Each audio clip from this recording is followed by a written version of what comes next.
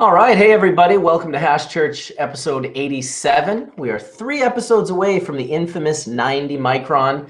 We had a great episode for 73, so I see there being no reason why we can't have a great episode for number 90.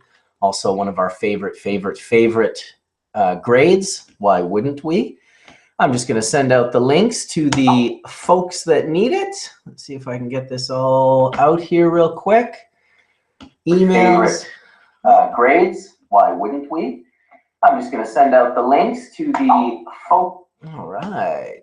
Got a little bit of me talking in 2 different levels. I got a lot of things open today. I want to make sure everyone gets the invitations. Good morning, Etienne. How are you doing this morning? I'm doing wonderful, Bubbleman, and how are you? You know, no complaints. We got 250 people that popped into the room in the first minute with us, so that's pretty darn cool. It's a little bit of chaos this morning. I woke up a little bit late, like 10 or 15 minutes ago.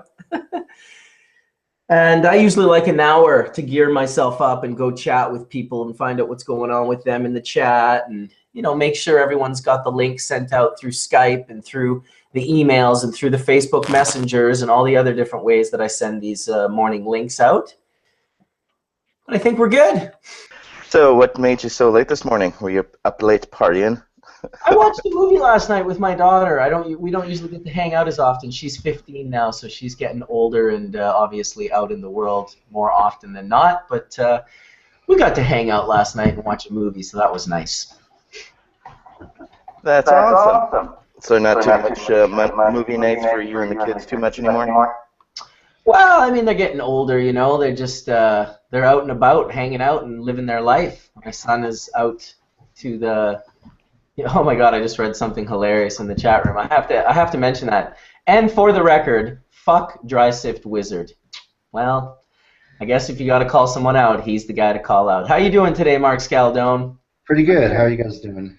Oh, you know, pretty darn good. We're up to 420 viewers in just 2 minutes. That's fun and awesome. What a good number. I should have screenshot that for a second. It changed already, but... And look, I have headphones on. And I'm going to be getting mine really soon. I have a really nice fellow from chat named Jeff offered me a pair of headphones. He says he works for one of the big companies that sells all the different headphones, so he's going to send me a little pair as well. Welcome, Mr. Todd Mccormick. Good morning, everybody. How are you doing? Hey, Todd. Hi, Todd. I am a little high. It's true. Oh, we better work on that. Come on over, Irv. It happened. Yeah. There's. Hi guys, Irv's coming. I just got him hooked up. Thank you for hooking us up. We appreciate it. Thanks, Yes. Heidi. Welcome, Heidi. Welcome, Irv. Can you hear us okay? Yes. We can hear you great, Loud and clear. which is always nice when new people come in and we haven't had the ability to go through the troubleshooting. I love when it We just... have no sound here. Oh, you have no sound. Aha, so we are troubleshooting. No, it worked a minute ago. We just did this. Can you guys turn up the volume? No, they That's don't. my They can't. test sound.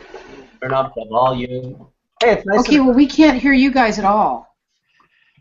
Okay. All right. Well, maybe they hang up and try to call back. Turn the volume up. Yeah, turn the volume up. I just had a Try back. conference with them on this. Okay. We'll get them to reboot real quick. Welcome D420K in the house. Hello, 420K's bro in the house. Actually, that's your dad. that's my dad. I recognize them. Dad's Dad- back. Dad looks younger than you a lot of times. That You was gotta get awesome. on Dad's program, bro. I've only seen D's dad twice, so sorry for calling him your bro, but He's my bro too, actually. Yeah, no disrespect to the dad, but you got to start working out with your dad, dude. Your dad looks way healthier, bro. Well, I'm just gonna throw that out there. In a lineup, who's older, D420 or dad? I go D420.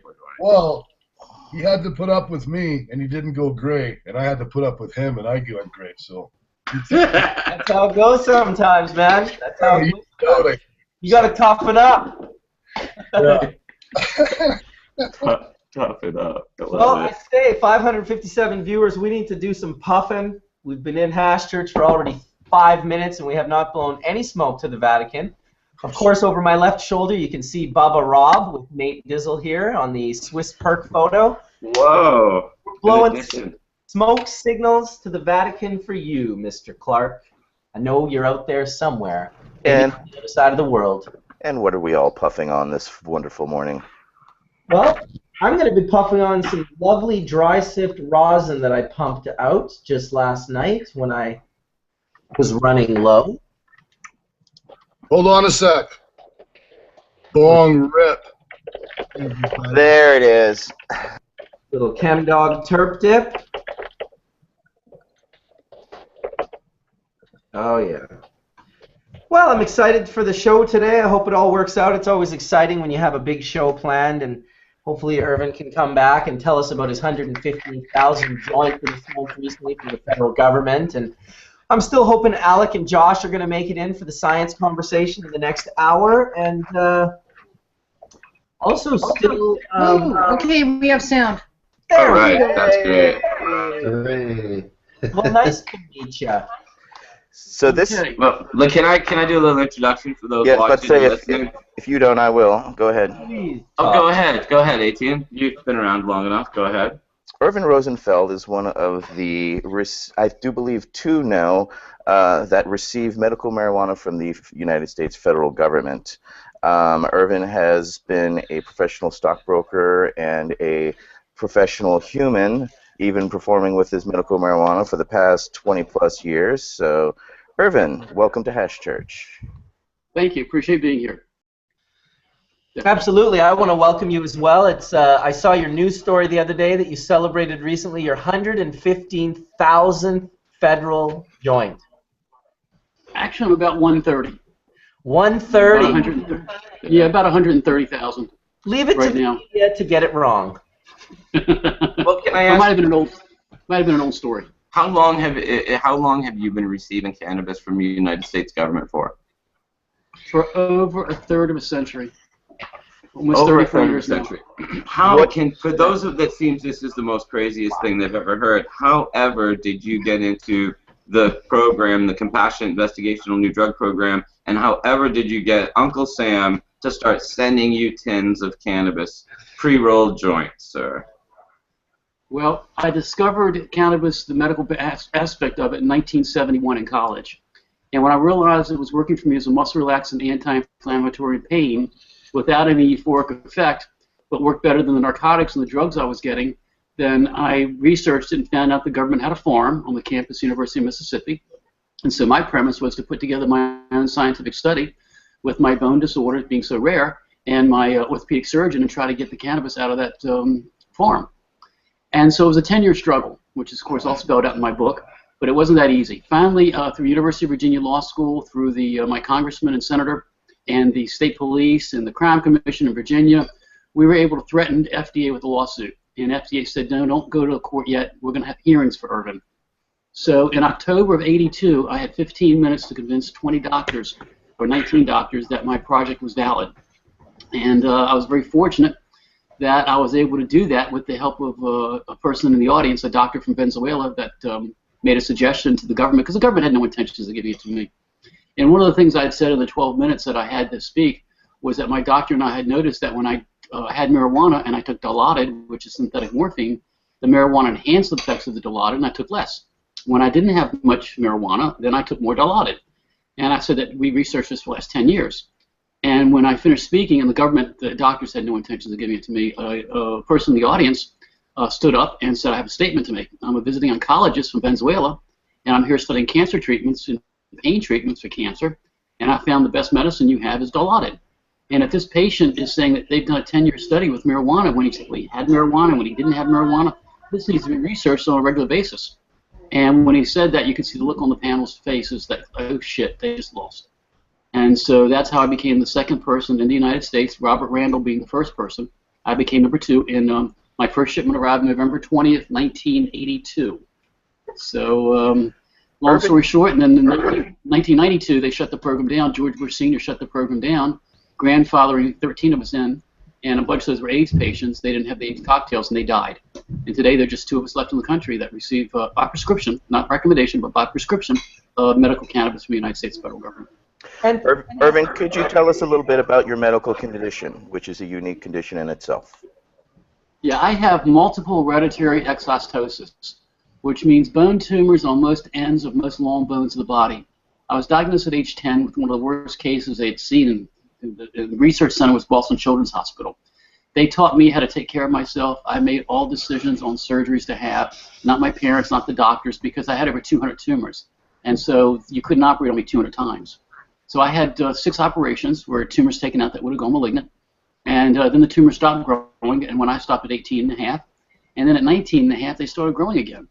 And that's when they diagnosed me with the second disorder, a variant of the syndrome, pseudo-hypoparathyroidism, which is prevalent in people who have multiple hereditary exostosis. It means you can develop new tumors at any age, and existing ones can grow at any time. And I've not had a tumor develop, a new one, or an existing one grow since I was 21. And the doctors don't know why, and I attribute that to the use of medical cannabis. It's kept the tumors in check. Wow. What's the quality of the cannabis they send you? Oh, the quality, I get medium strength from the federal government. And the medium strength is about 4% THC. So it's not what you consider very high in psychoactive ingredient, but since I don't get a euphoric effect off any cannabis, it doesn't bother me. What it serves is medical, and it does work for me. And in fact, here's a can I just picked up, if y'all can see that. But here's one I just picked up the other day from my pharmacy. As you can see, it's 300 neatly rolled cigarettes by a cigarette machine in Raleigh, North Carolina, and then they're putting this tin can in frozen and then shipped out to the patients who have the prescription. So LV and I are the only 2 people in the country that get this tin can. Could you hold it up a little higher, and people can see it? So that's how the United States government delivers their medical cannabis to patients. So that is still with seeds and stems, right, Irvin? No, that kind of stopped around 2001. Yeah, the seeds and stems kind of stopped in 2001. They came in with better rolling machines. So really, from about 2001, 2002 on, there's very little seeds or stems in the cannabis. Is there but a they cost? do use the entire plant. Is there a cost to this every month that comes to you, or is it insurance paid, or how is that covered? No, there's no cost to me because the federal government can't sell pot. So therefore, they can't charge for it. It's considered an experimental drug. And so what I have to do, though, is I do pay the pharmacy to label the tin cans with my prescription, and for my baggies, like this bag right here, which I would roll my joints in and then light up. So it does cost me about $250 a year for 6 pounds. So I don't complain about it at all. Our tax money is well spent. Unbelievable. It must have really been a serious journey from 1971 to 1982. I mean, you literally were doing the impossible, trying to convince the federal government to supply you with cannabis. It's amazing. It was quite impossible, and for every step forward, it was 2 steps backwards. But I had no choice. I mean, I knew that without the cannabis, I wouldn't live. And the federal government's the one that was growing it, so therefore, if my doctor could give me morphine, he should be able to give me marijuana. And that was the premise. How did those around you react when you were using cannabis? Had to be initially strange for those around you? It was, especially my family. They weren't used to it, and the smell, and of course I wasn't getting a euphoric effect, so that didn't cause any problems. But they didn't think that I would ever get the federal government to supply my marijuana, and at some points I had my doubts too.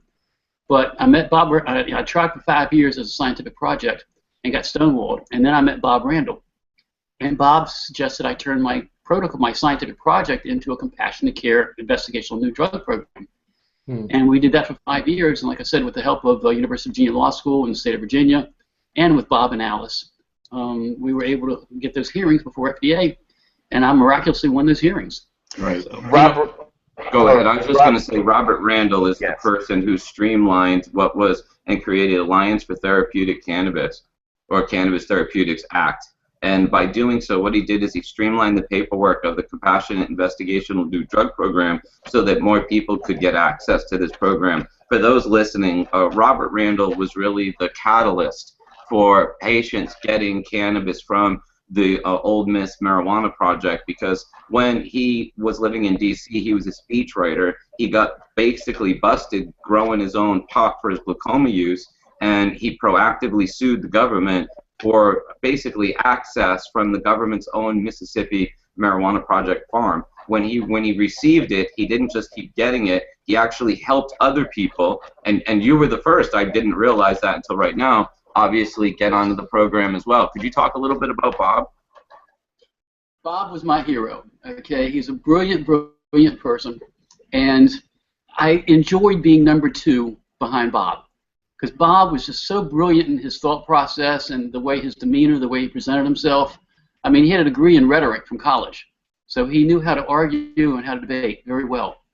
And so it was real easy for me. I mean, he appreciated my opinion. I always gave my opinion. But even if Bob disagreed, at the end, we would go with what Bob thought.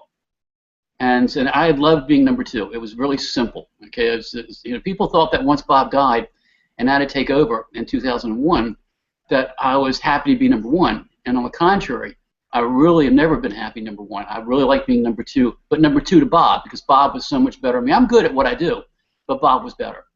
Bob was a brilliant, brilliant person. He just knew how to talk, how to act, and I try to emulate him in every way I can. Well, you know, that's really, to speaking about what you do, a lot of people don't realize the way I met you 22 years ago was through your activism. You know, you're one person that isn't just receiving medical cannabis and going home and worrying about himself. You've been actively advocating other people be able to get this as a medicine, and you've supported me through every legal journey I've ever been through, and I love you for it. But can you talk a little bit about why you're an activist and not just a patient? In 1982, when I became a federal patient, Bob and I decided that we were going to teach the entire world about medical cannabis, that we knew about it, but other people didn't. And so that's what we set out to do in '82. And the reason I've been an activist is when somebody has a devastating disorder, it sucks. It sucks. You know how to deal with it. But you want to make something good come out of something bad. And so I've been able to use my disorder to allow me to get the word out about the medicine, and about how good it is, and about how well it works. And so that's why I've always been an advocate, you know, for the plant. And I've always thought that, you know, this was put on this earth for a reason, and the reason was to help patients. And so that's all I care about, is getting medicine in the hands of patients, no matter how it's done. Okay, whether it's through what they consider legalization, through medical use, whatever.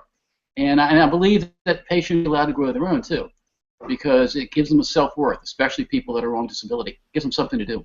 And not only that, but also to be able to travel throughout the U.S., which you and Elvie can do, where a lot of the patient stories we've had come on, people like Colton Turner, he's in Colorado. He's not able to go to visit his family in Indiana because he doesn't have access to his cannabis there, and he requires it to be healthy and happy. So it's, you know, talk a little bit about the ability to travel throughout the U.S. Is this something that they're extremely surprised at when you go across a state line and you have cannabis with you? That, you know, have you ever found yourself in any situation where they're questioning the validity of your license or your permit?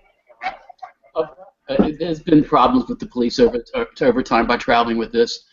But again, what I try to tell people is this is just a prescription, just like Valium or any other prescription, that you can go across state lines. And in fact, when the Oakland, California Cannabis Buyers Club had the Supreme Court case in 2001, the government didn't want me there, and they told Delta, don't let me fly. And the excuse they used is that I didn't have letters from each individual state, you know, from Fort Lauderdale, Florida to D.C. Because I didn't have permission, they weren't going to let me fly. So I had to sue Delta, and I won the case, didn't win any money. But to be able to travel with this, it's my medicine. It's all it is. It's just like any other medicine.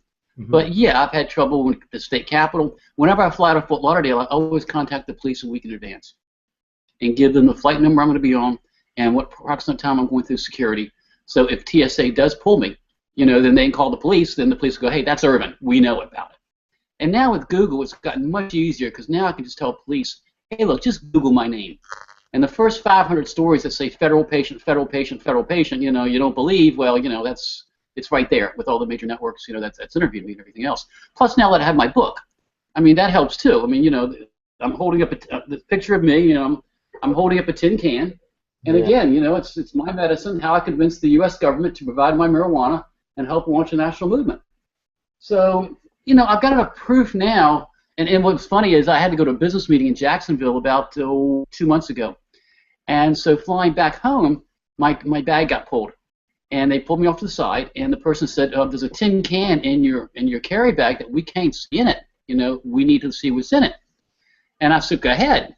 And he opened the tin can. He saw, you know, like 250 joints in there.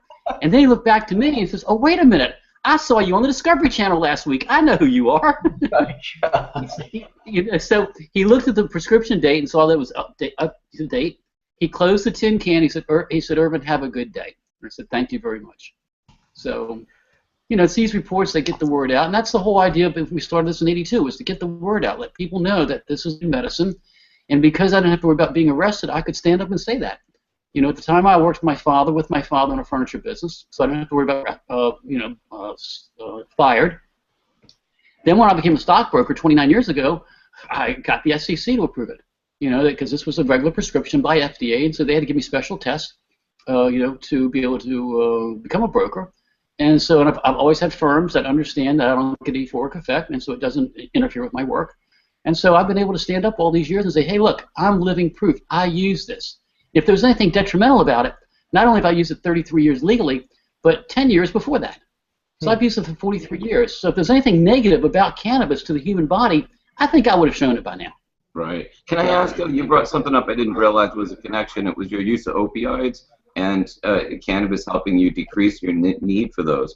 You know, obviously Right. You've been a living lab here for a while. What's been your experience comparatively cannabis versus opiates? Well, I haven't used any opiates since 1990. Okay, I haven't had to use Dilaudid. Now, recently with my this last operation, they put me on Dilaudid because I was used to it, something that didn't bother me. And cannabis still enhances the effects of Dilaudid, but with the cannabis, I don't need the Dilaudid anymore. It's not necessary. After the surgery, it was. I'm glad I had it. Okay, the surgery was rough and a lot of pain. But once I finished the prescription, it wasn't like, oh God, I got to have more. You know, it's like, okay, unless I get have surgery again, I don't ever plan on touching Dilaudid, you know, ever again in my life. But cannabis is definitely much better because, again, for me, I don't get a euphoric effect. You know, I don't get a high. I never have. And as my friends say, you know, I don't know what I'm missing. But at least it works for me medically, and that's what that counts. Well, I'd say you're a pretty good guy to be around, buddy. So I don't think not getting high is ceasing you to be happy, because I've had many good times with you. So seems like you're high. Irvin, I have a question.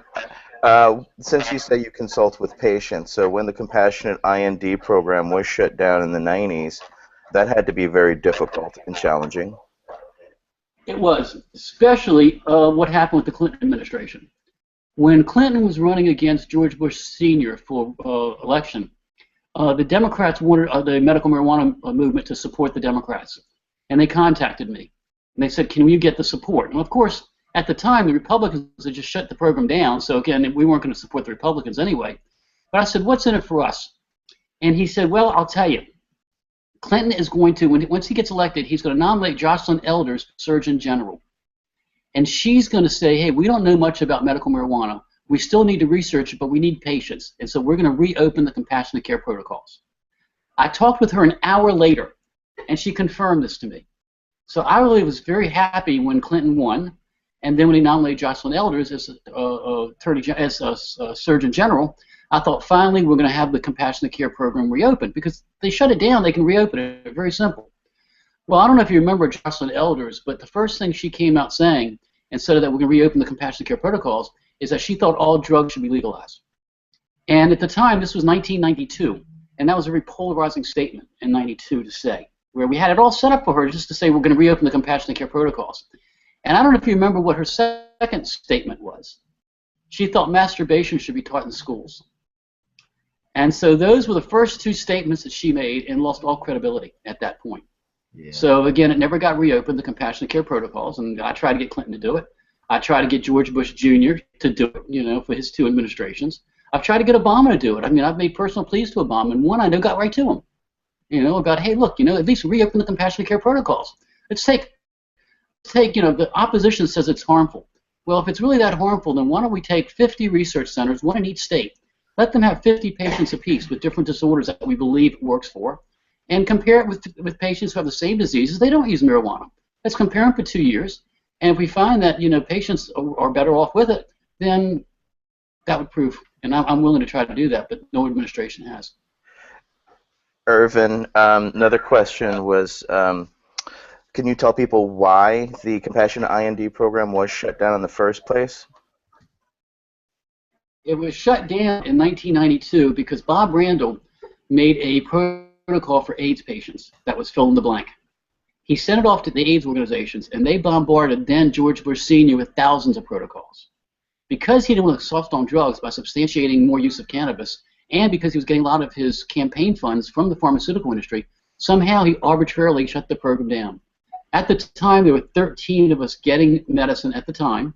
There were another 28 patients that had been approved by all 3 government agencies, DEA, FDA, and NIDA, National Institute of Drug Abuse. But they never received their medicine. So when the program was shut down, the 13 of us were grandfathered in, so we didn't sue the government. The other 28 patients were told to use Marinol. And that's how it happened. A bunch of them had AIDS. In 92 and 93, they didn't have the AIDS cocktails they do today, and so they died. So literally it was like 7 of us, or 6 or 7 of us for many years. And then Corinne Millett died. She lived in Nebraska. And then Bob Randall died in 2001. And then there are 2 other patients still supposedly on the program, but they lost their doctor in Iowa, the George McMahon and Barbara Douglas. And until we can find another physician willing to take on their project, they don't have a doctor to prescribe. So so we're looking for a doctor, supposedly, hopefully in Iowa, but somewhere that would be willing to take over 2 federal patients. Amazingly enough, there was a bit of a support program that happened within the Compassionate Investigational New Drug Program where you and LV and George and all these people really somewhat became friends. I mean, when I first started my activism 22 years ago, LV and you, this is how I met you. It was through LV and the networking we were doing. And could you talk a little bit about that? Because it's not often that people take the same medicine and become, community members trying to help save the earth. And can I just ask you about that? Because it seems like all of you Compassionate Investigational New Drug Program people are vocally trying to expand the program and get other people medicine. Well, we've been an elite club. And like I said in my book when there was just 4 of us, that that our club was more elite than ex-living U.S. presidents. So we all had something in common, and that was the plant helped us with a medical disorder. And in different ways, whether it be glaucoma, whether it be for muscle relaxation, whatever it's for, we were a very special group. And so we all knew how lucky we were to be able to have a medicine that will help sustain our life. And so therefore, we couldn't just sit back and be quiet about it. None of us could. And so that's why we're always very active, and and also very, very close and very, very friendly with each other. Because we all understood that, if it wasn't for the grace of God, there go I. And if, and they wouldn't have the medicine. If I didn't have the medicine today, I wouldn't be a productive member of society. If I was still, I probably wouldn't be working. I'd probably be on disability, and I might not even be alive. Because the tumors can hemorrhage real easy, and hemorrhage, a clot can break off, go to your heart, your brain, your lungs, and can kill you. So while I have something very devastating, just like LV, who's has her eyesight, that's without her eyesight, you're blind. And so it saved her eyesight. It saved Bob's eyesight. Even when Bob died, he still could see. So it's just something that we're obligated. All of us feel obligated to do. That's why I wish we could get George and Barbara back on the program, because they would want to speak up too. But right now, it's just LV and I, and we do the best we can. But it's just 2 of us. Bob, sorry. No, go ahead, Etienne. After the IND program was done and prior to 215 and other legal states, what did you tell patients that came to you that were searching for medical cannabis? And what do you tell them today? I'll tell them 3 things, especially here in the state of Florida. We have a medical necessity defense.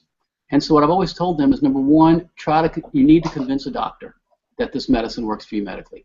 And once that's done, have that doctor write you a letter that would not go public, that just says that I'm so happy that medicine helps my patient when nothing else does. And if it were legal in this state for me to recommend for this patient, I would. And have them sign it, date it, with a phone number. But again, not to go public. Then I suggest to people, if they're religious at all, to go to their clergy, let them know what they're doing. and that they're using this medicine, and even though they're breaking the law, and get that clergy to write you a letter, basically saying the same thing. I'm so glad that my parishioner gets relief from medical marijuana when nothing else works for their disorder. Sign it, date it, and with a phone number. Again, not to go public. Then take those 2 letters to a good lawyer and get the lawyer to give you a letter. And that letter would read, Dear police officer, if you're reading these letters and you're thinking of making my client a criminal, you have the right to do that, but they're a patient, not a criminal. So if you decide to make them a criminal, you don't need handcuffs. They'll follow you wherever you want to go because they're a patient. They're not a criminal. But understand that we're going to bring this up, at trial. And that, of course, if it's in a state that has a medical necessity defense, such as in Florida, patients can win and have. So, I've always tried to tell them that. I've tried to tell them to be very careful, to try to get it from a source that you know. Don't go into somebody you don't know. A, they could be an undercover cop. B, they could rip you off, which happened to me when I first started, with cannabis and wasn't knowledgeable. So, it's something that you just, and again, kids with my own disorder, I've had parents call me up and say, look, my 13-year-old child has what you have, and would you recommend me getting them medical cannabis? And it's real hard for a parent to do it for a child, and I won't. But when the parent asked me, well, Irvin, if you knew then what you knew now, would you have used it? I said, yeah, at age 13, I would have started using it. I would have. But you have to make your own decision for your child. So I try to be as helpful as I can. I got a question in regards to the, the federal program that you're a part of, and of course all the different state programs that have popped up over the last 20 and 30 years. Do you ever see it going federal in the U.S.? Do you see a federal program coming back up that can protect all these patients' rights for traveling between state lines and sort of things like that? I do. I do see that eventually happening in a federal level. However, it scares me in respects because if the government makes it Schedule II, they could also basically say that the only people that can grow it are a pharmaceutical company, and the only people that can dispense it is Walgreens and CVS. And so other than that, could restrict use of it nationwide. Well, I would hope there'd be enough backlash from growers, that would come and say, hey, look, we've been doing this. We're the ones who know the different strains, grow the different strains, and so hopefully it will come down to that. But, I don't trust the government. About that, because there are a lot of people talking about the rescheduling of cannabis, and it is inevitable. There's no question. There probably will be, it probably will go down to Schedule II before it goes out of the schedule. Dr. Todd McCarria, who I know was a friend of yours, used to joke that it should be in the same schedule as alcohol and tobacco. And that's no schedule. And the reality is, though, is that if they move it down to Schedule II, don't you think that it'll just continue what it is now? We'll continue to break the law. We'll continue to be outlaws. We'll continue to do what we've done for decades because Schedule I has and guns and prisons hasn't stopped us. I don't see how Schedule II and more lenient penalties are going to slow us down. How do you feel about that? Well, there's a lot of truth, Todd. There's a lot of truth in what you say, and I hope you're right because the growers themselves really care about making a plant correctly. And each strain is different. And the pharmaceutical industry is not going to grow 100 different strains for different diseases. They're going to grow 3 strains, high, medium, and low. And that's what you're going to get. You're going to get pie. Okay? You're not going to get a strain that might help you and have knowledge. A lot of these dispensaries really are very knowledgeable.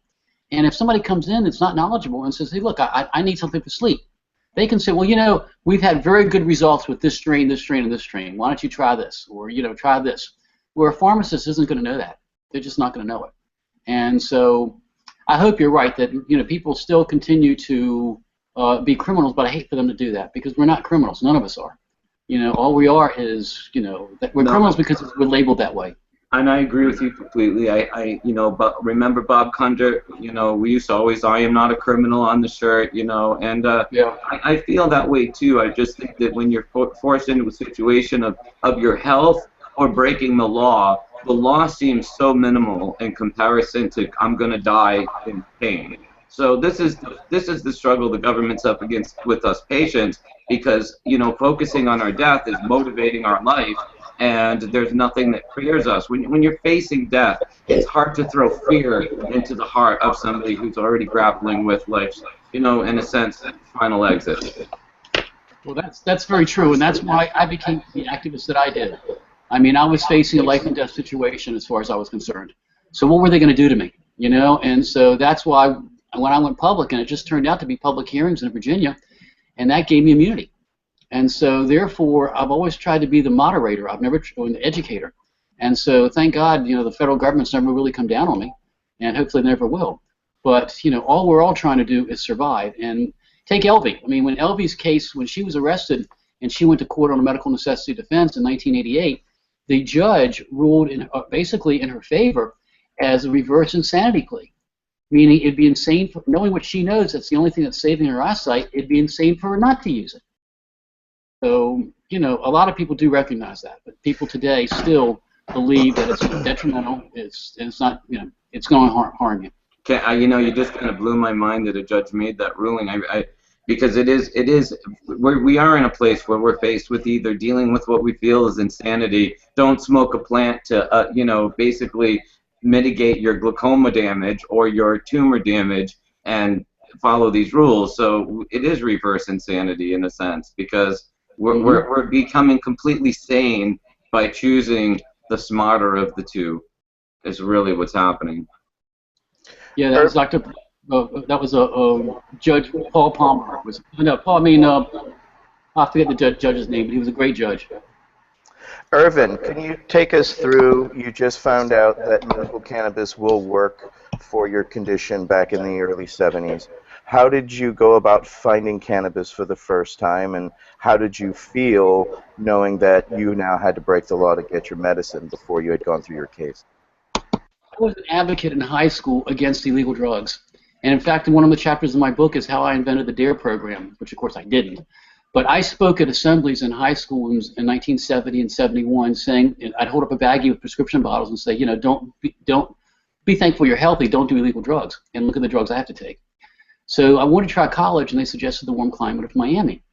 And I thought, why not? So when I came down to Miami, I lived in an apartment complex with a bunch of students, and they'd be outside swimming, and they'd go, let's go drink some wine and smoke some pot.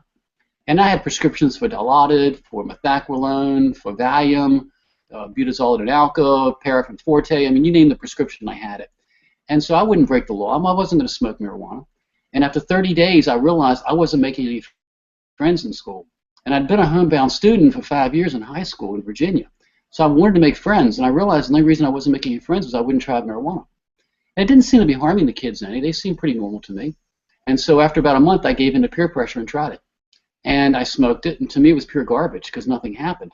And they said, well, you don't get high the first few times. But I really didn't care. I mean, I was accepted. If I wanted to get a buzz, I could drink a little bourbon. That's what I did, or wine. So it was about the 10th time I did it, and I was sitting playing a game of chess, and I hate chess. And it took me 30 minutes to lose. And when I got up, it dawned on me that I had sat for those 30 minutes. And I hadn't sat for more than 10 minutes in 5 years because of the tumors and the deformities in my legs. I'd sit for 10 minutes and stand for 10 minutes. So immediately I thought, in what way did I take all the narcotics that allowed me to for 30 minutes? And I said, gee, I haven't taken a pill for like 6 hours. Well, then how could I sit? And just then they handed me the joint. It was my turn. I looked at this piece of garbage because to me that's all marijuana was garbage. And I thought, this is the only thing I've done differently. I've smoked this garbage. I wonder if there's any medical benefit to this garbage. So the next day I called my orthopedic surgeon who'd known me since age 10, and I told him what happened. And I said, is there any medical benefit to marijuana? He said, I have no idea. Contact your family. And at the time, my great uncle was at one point was head of pediatrics at Johns Hopkins.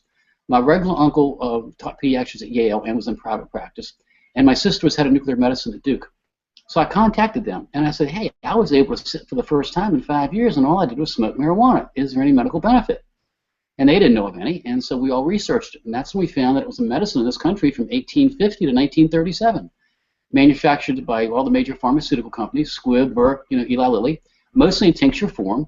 But most of our medicine foods had cannabis or hemp in it. And then once they stopped it in 37, that's when it was taken out of the pharmacopoeia. And we weren't utilizing it. But it was used as a muscle relaxant, anti-inflammatory for pain.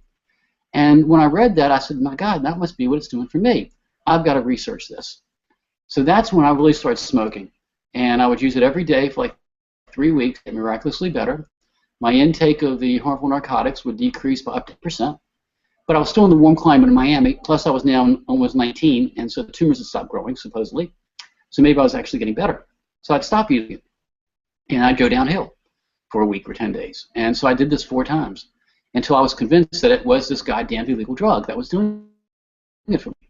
So my friends were starting to get popped for possession of marijuana, and it was only a matter of time before I got arrested. And I wasn't a patient. I wasn't a criminal. I was a patient. So that's when I decided to call my orthopedic surgeon and tell him, what my findings had been, and my family's findings had been, and that the government had a farm in Mississippi to write up my own scientific project and try to become a patient. And I needed my orthopedic surgeon to sign it. And as he joked, he said, "Look, I'm an orthopedic surgeon. I operate on people." He said, "You know me, I'll sign anything you put in front of me as long as it's legitimate." And he said, "But I don't have time to help you write up a scientific project." I go, "No, I'll do it myself." So I went back home to Portsmouth, Virginia, and of course I called my parents out of school after 3 semesters. And I came back to Portsmouth, Virginia, immediately went to the chief of police in my hometown and told him what I was planning to do about taking on the federal government. I said, "But until then, I need a source of marijuana." And I'd found out that we had an incinerator in Portsmouth, Virginia, that all the marijuana from the East Coast was shipped there and incinerated. So I asked them to turn over confiscated marijuana to me. And while they couldn't do that, they turned me down on that. The police officer, the head of chief of police, says, "Irvin, only buy marijuana. Don't ever sell it. And if anything ever happens, you have them call me, because you're not a criminal, you're a patient." And that was 1972. So I've always felt comfortable with the law, knowing what I was doing, and what I was trying to do. And then, of course, once I became a federal patient, it was, no holds barred. I was going to do whatever I could do at that point, because now, not only did I have to worry about being arrested, but now I had a platform to stand on, and I could do it. Yeah. Could you talk a little bit about the National Institutes of Health? They've been funding, how long has it been? 40 years now they've been growing cannabis down there? 68. 68. 68. How much are they spending per year? Do you know what the budget is? Could you talk a little bit about what you know about the Mississippi Project? Right. I do know that in 1982, Bob Randall and I looked into maybe getting the government contract. And the government was paying the group that was growing it 8 cents an ounce to grow it. And the cost per ounce was 90 cents. So the rest was security. 82 cents was security. So it was 8 cents an ounce it was costing. We couldn't get the contract. We couldn't figure out how to go about doing it. And we really didn't have the expertise, and neither of us were farmers. So, today, I do know today I saw a study that said the government, the NIDA, is paying the processor to grow it in Mississippi $10 a joint for marijuana, and about $11.50 a joint for placebo. So the government's getting in on the prohibition-era profiteering too. You just freaked out a lot of people at 90 cents an ounce. If people start seeing unit production at under $1 an ounce for cannabis, yeah, the world as we know it is going to be very different for cannabis. And now, now you say that they've gone. Do you think that that's something practical the price jump is, or do you think it's just bureaucratic greed? I think it's bureaucratic greed, because it doesn't take $10 a joint to get it to grow marijuana. It doesn't cost anywhere near there. And so that's what it's been costing to get good weed for 20, 30 years. I mean, if you break the $400 ounce into 28 joints, right? I have a question. My name is Sam. I'm a little bit late today, but here I am. Do you prefer CBD or THC for your medical condition? I've never had enough CBD to test it. Okay, and the government herb is like 0.01% CBD. So really, it's negligent. And so all you've ever had from them is the Mexican strain they grow down at Mississippi? Right, the Mexican-Jamaican strain. It's been the same strain for, 33 to 30 years. The only difference is how they clean it. I've been to the facility. I'm personal friends with Dr. El Sole. Oh, well, good for you. They forbid me to come down there as of right now. I wanted to come down. They said I wasn't allowed. They invited me, and when he introduced me to his friends who were working with him, he says, "This is the real man who knows cannabis." Well, you're very fortunate. Dr. El Sole very well. Well, Dr. El Sole, I've never had the pleasure of meeting or talking with him. I wish I did have the opportunity, because I would thank him for supplying my medicine. He's a personal believer in cannabis for medicine. He developed a THC suppository. Yep, he was really nice to me. Actually, when I was being prosecuted for the THCV in the 90s, he was the one that did the testing, and in open court, he accidentally called me by my first name, Todd, and the magistrate stopped the proceedings and asked him if we had a relationship outside of the court proceedings, and he said, yes. The judge couldn't believe it. And the judge is all, how did you meet him? And he was like, oh, the ICRS. And that was before the name changed to cannabinoid, so it was the International Cannabis Research Society. And the judge just sat there bemused, couldn't believe it, you know. But he's been a really nice guy. I mean, I'm sure it's not easy working within a bureaucracy of the government, especially when, you know, you're into science and gardening and cannabis therapeutics to any degree. The problem is the Death Star pays his bills. Irvin, we are aware that supposedly the University of Mississippi is going to be growing a CBD strain. Would you be interested in reaching out to them to try that, or are you just satisfied with the THC that you're receiving currently? I'm happy with the THC that I'm receiving. It's because I don't get a euphoric effect. You know, it's, you know, I wouldn't mind experimenting with it, but I really think the plant needs as many of the cannabinoids as it can have. And so I wish they were higher on a lot of the different cannabinoids. And one day, again, if we can research it, find out why the strain that LV gets for glaucoma and the strain I get for muscle relaxant and pain, might there be a better strain? You know, how can the same strain work so good for both of us? You know, so there might be a better strain out there, and it could be CBD oriented, it could be THC oriented, but or it could be, you know, the a lot of the terpenes. reasons could be the terpenes. But a lot of people believe that, you know, non-psychoactive is what's best, and because I don't get the psychoactivity from cannabis, it doesn't bother me either way. How fresh is the material you get? I've seen LV's cans. In some cases, it looked to be 5 years old. Is it the same in your situation? 5 would be good. Okay, we've had it 13 before. Right now, like the tin I just showed you, this tin right here, it says it on here from the federal government that it was packaged January. Here's a label. January of '09. Okay. When was it tested? So that's 7-year-old It was weed. tested. Yeah, it was tested then, and what they do is they freeze dry it, and then they seal it with wax, so it doesn't really degrade that much. And you know, whatever degradation there is, it still works for me, and that's all I care about. You know, and that I don't pull muscles, that I don't hemorrhage. You know, and Have you tried high quality fresh cannabis like what's being grown in Colorado and Washington? Have you tried Of course. concentrate or any of the concentrates that are happening right now? Well, I have tried a little bit of the concentrates because I really don't get an opportunity to here in Florida.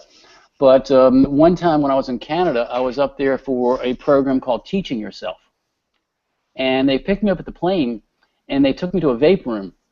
And they said, well, here's some cannabis that's 25% THC, and this will get you high. And I tried, and of course it didn't. And they said, well, now we're going to let you have something called butter, B-U-D-D-E-R, they called it.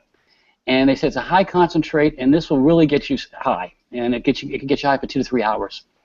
So never being high before, let me try it, you know. So, and I was still standing from the flight, and my legs were still tight. So I took and they said, the hits you take, it's going to expand in your chest, it's actually going to hurt, but that's normal. So expect it. Okay. So I took the hit, I held it in, and blew it out, and sure enough, my chest really started hurting. And so about 8 minutes went by, and nothing was happening. They were shocked. I mean, you know, they said you should be high, and I'm not. It was like a light switch. All of a sudden, I was perfectly straight, then I was completely messed up. I turned to my friends, and they go, my God, your eyes are terrible. I go, oh, this is, you know, this is great. You know, I've never been high before, and I was wasted. It wasn't like, oh, I'm starting to feel it. No, it just happened, like a light switch. So I stood for about another 4 minutes, and then I was ready to sit down. So as I'm sitting down, it's like I'm going through layers of clouds. This was great. And I had my 3 friends there, and they were talking. I didn't want to talk. I didn't want to do anything. I just wanted to sit back and enjoy. So I said, now how long is this going to last? They said 2 to 3 hours. And we had like 6 hours before we had to get to the conference. So I thought, this is great. This is fantastic. So about 8 minutes went by total. And then all of a sudden, the light switch went off. I was completely straight again. And they looked, I said, it's gone. And they looked in my eyes, I go, your eyes are perfectly normal. I said, it's gone. I said, I was completely wasted for 8 minutes, and then now I'm totally straight again. They said, do you want to try another hit? I go, no, because my chest hurts, you know? But so that's one time I was high and off of concentrate for 8 minutes. And that's been the only time concentrate's ever gotten me euphoric. And so I enjoyed that 8 minutes. I wish it had lasted for 2 hours. So You need a different variety because 8 minutes is not normal for anybody. Well, that's what my friends said. I mean, that's what they all said. But that's my metabolism. I mean, you know, it's just like, why are my cannabinoid receptors not getting high? And Meshulam, you know, has said, well, maybe your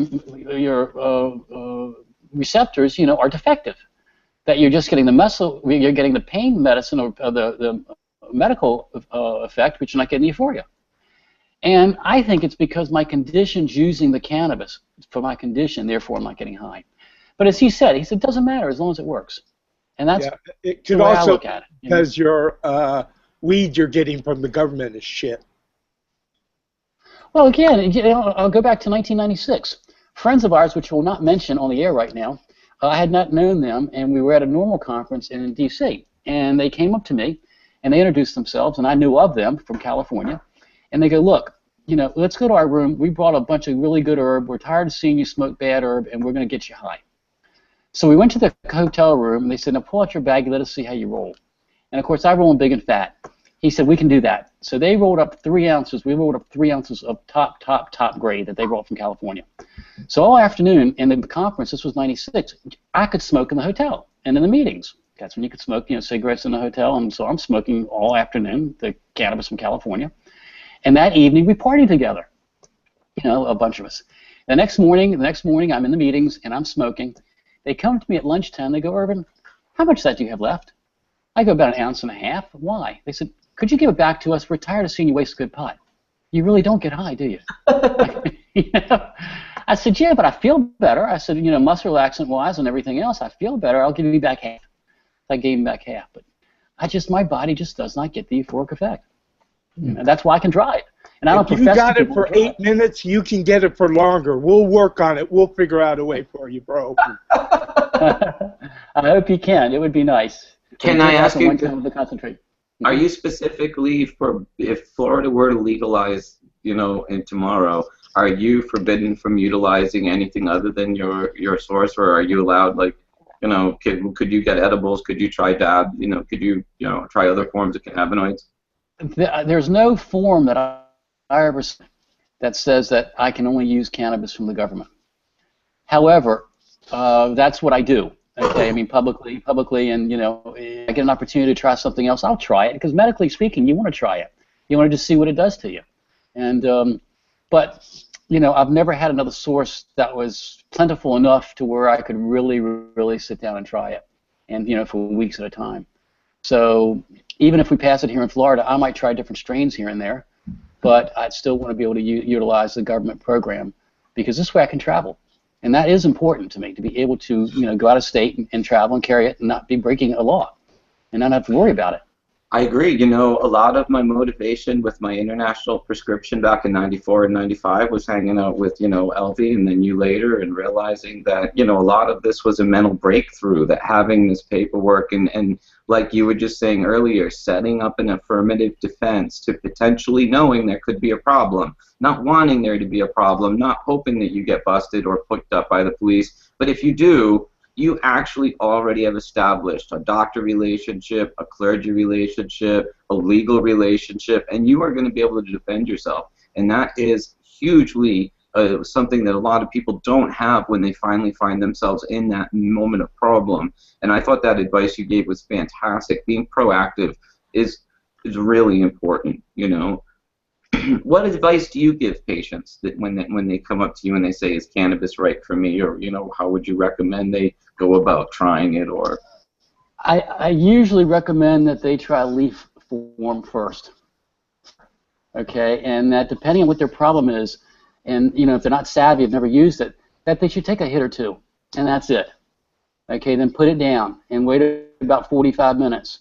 And if your problem's been alleviated, fantastic. If not, take another couple hits. And do that like every 45 minutes until the problem that you're using it for is sufficed. I tell them that I'm against edibles or dabs or whatever, because that's very, very concentrated, very, very strong. And that it should only be for somebody that knows what they're doing. And that's, you know, understands.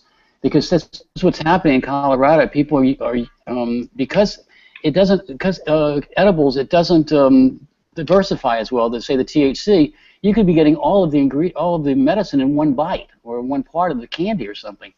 And so somebody that's knowledgeable in cannabis and they get too high, they know that they're not going to freak out. But somebody that's not knowledgeable, they're going to freak out. Next thing you know, they're in the hospital, the emergency room. When in reality, the only worst thing that's going to happen to them is they're going to fall asleep. But they don't know that.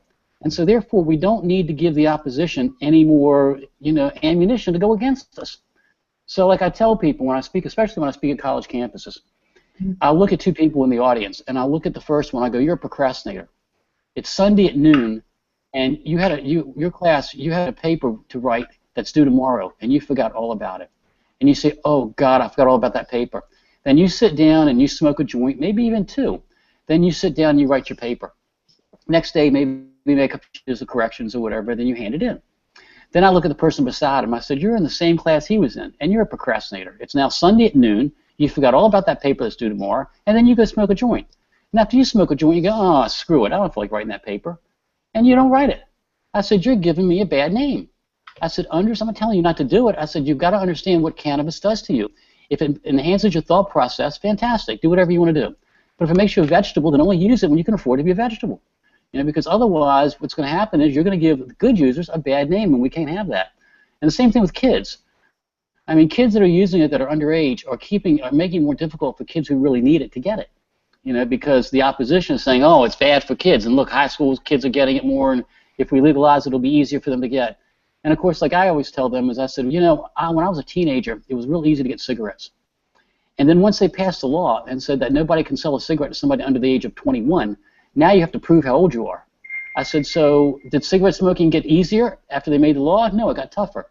And that's what happened with cannabis. If you make the law and enforce it, and that anybody who's selling it doesn't sell it to anybody underage unless, of course, it's with the parent or guardian's approval, because they medically need it. It's fun. We brought this up before. There's statistical evidence that shows that back when the age of consent for cannabis in Amsterdam was 16 in the 90s, that Holland had lower rates of teenage cannabis use than we had here in a prohibited country. And they could walk into the coffee shop, legally purchase hash or grass at the age of 16 on, and they had less incidence of use than we did in a place where you couldn't get it so easily. So I also changed the age to 18. I guess when you were answering the question too, Irv, that you're dealing with people that don't have a lot of experience with cannabis, that it might be even their first experience, and I think it's important that when, I'm the same way when people want to dab for the first time. I don't find it to be a cool thing to give someone so much concentrate that their chest hurts, that they're spinning, that they're maybe becoming extremely uncomfortable in an environment where they might not have wanted to do that. I always like to really make sure that the dab size that I give people are nice and small so that they can enjoy it, feel the effects, and if they want more, they can always take another one. It's hard to untake that giant one that puts you on the floor, though. That's true. Irving, I know the guy that rolls your joints for the last 2 decades. He rolls it on a Bonzac cigarette rolling machine at Research Triangle Park. And a friend of mine in California has a Bonzac machine, so I'm going to roll you up 300 that are identical to yours, except for they have something good in. Can we speak about this though? Because even though they're sending him stale pot, bunk pot that none of us would ever care to smoke, you are still feeling a medical relief from this. Exactly. LB tells me this all the time. Could you talk about this? I mean, people may be laughing right now and finding this a bit peculiar. But the truth is the government cannabis that you've been receiving has been helping you, right? Correct. And really what I tell people is of a muscle relaxant that eases the muscle tension, thereby easing the muscle pain. It also serves as an anti-inflammatory. It keeps the bursa, the sac of fluid over each tumor, less inflamed, so less chance of going malignant. And then it is an analgesic to a certain extent. But I think it's more of a muscle relaxant, easing the muscle tension, thereby easing the muscle pain, than it is a pure analgesic. And the fact that I've not had a tumor grow since I was 21, and nobody knows why. I think it inhibits tumor growth. Yeah, it's been shown that the cannabinoids actually stimulate osteoclasts, which are the cells that are responsible for not only degradation but the building up of new bone structures. So absolutely, it's all underpinned by the endocannabinoid system. You bet. By activating our endocannabinoid system with cannabis, we could be helping or aiding our own immune system in stopping this invasion of tumors or growths. Well, you know, one thing that I talk about, and I'm not a doctor, okay, but the way I look at it is nobody gets enough cannabis in their body. We don't produce enough naturally, just like a lot of people don't produce enough insulin, so they need to take insulin outside the body. Well, we don't produce enough cannabinoids for our cannabinoid system, for our receptors. Therefore, from 1850 to 1937, we were getting it in our medicines, we were getting it in our food, so we were getting outside source coming into the body besides what we were producing. So we didn't have the autoimmune diseases that we do today. The body wasn't attacking itself because we were getting enough endocannabinoids in our system back then. We didn't have MS, we didn't have lupus, we didn't have Crohn's. All these autoimmune diseases that we have today, I think, come from the fact that they took it out of our systems from 1937 on. Now, I'm not a doctor, I'm not a scientist. It's just observation that I've made. And so I feel like, you know, people always look at me and go, my God, for 63, you look so young. And well, I'm a doctor and I'm a scientist, and I agree with everything that you just said. So you're absolutely right. I mean, the endocannabinoid system has a lot to do with underpinning all of these natural regulation that happens in the body.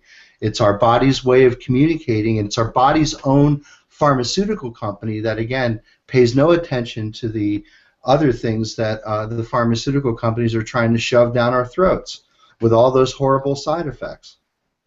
Can I ask something? And it's That's very true. If we are completely devoid of cannabinoids, in a sense, would it be like our endocannabinoid system is like a laboratory that is turned off in our body, and when we start bringing these in, it gives it the fuel it needs to kick on and start working, and in the way we work, in the way our immune system works, in the way that we develop. I believe that. And like I said, I'm not a scientist or doctor, but I truly believe that. Dr. Scialdone is nodding his head, but that's in a sense that I've never really thought about it till this conversation. But in a sense, is it like, you know, like you're in school, it's a shut-off laboratory. The lights are off, all the equipment's there, but nobody's in there working it. That's correct. I mean, the receptors are the locks, and the molecules like THC and CBD are the keys. And if you don't have enough sets of keys to go into the lock to open up these receptors and activate them, yes, absolutely. In fact, I think it was actually Professor Meshulam who said it himself, that, you know, the National Institutes of Health and several other of the national institutes have now come to the realization that the endocannabinoid system underpins all human disease. All human disease is somehow underpinned by some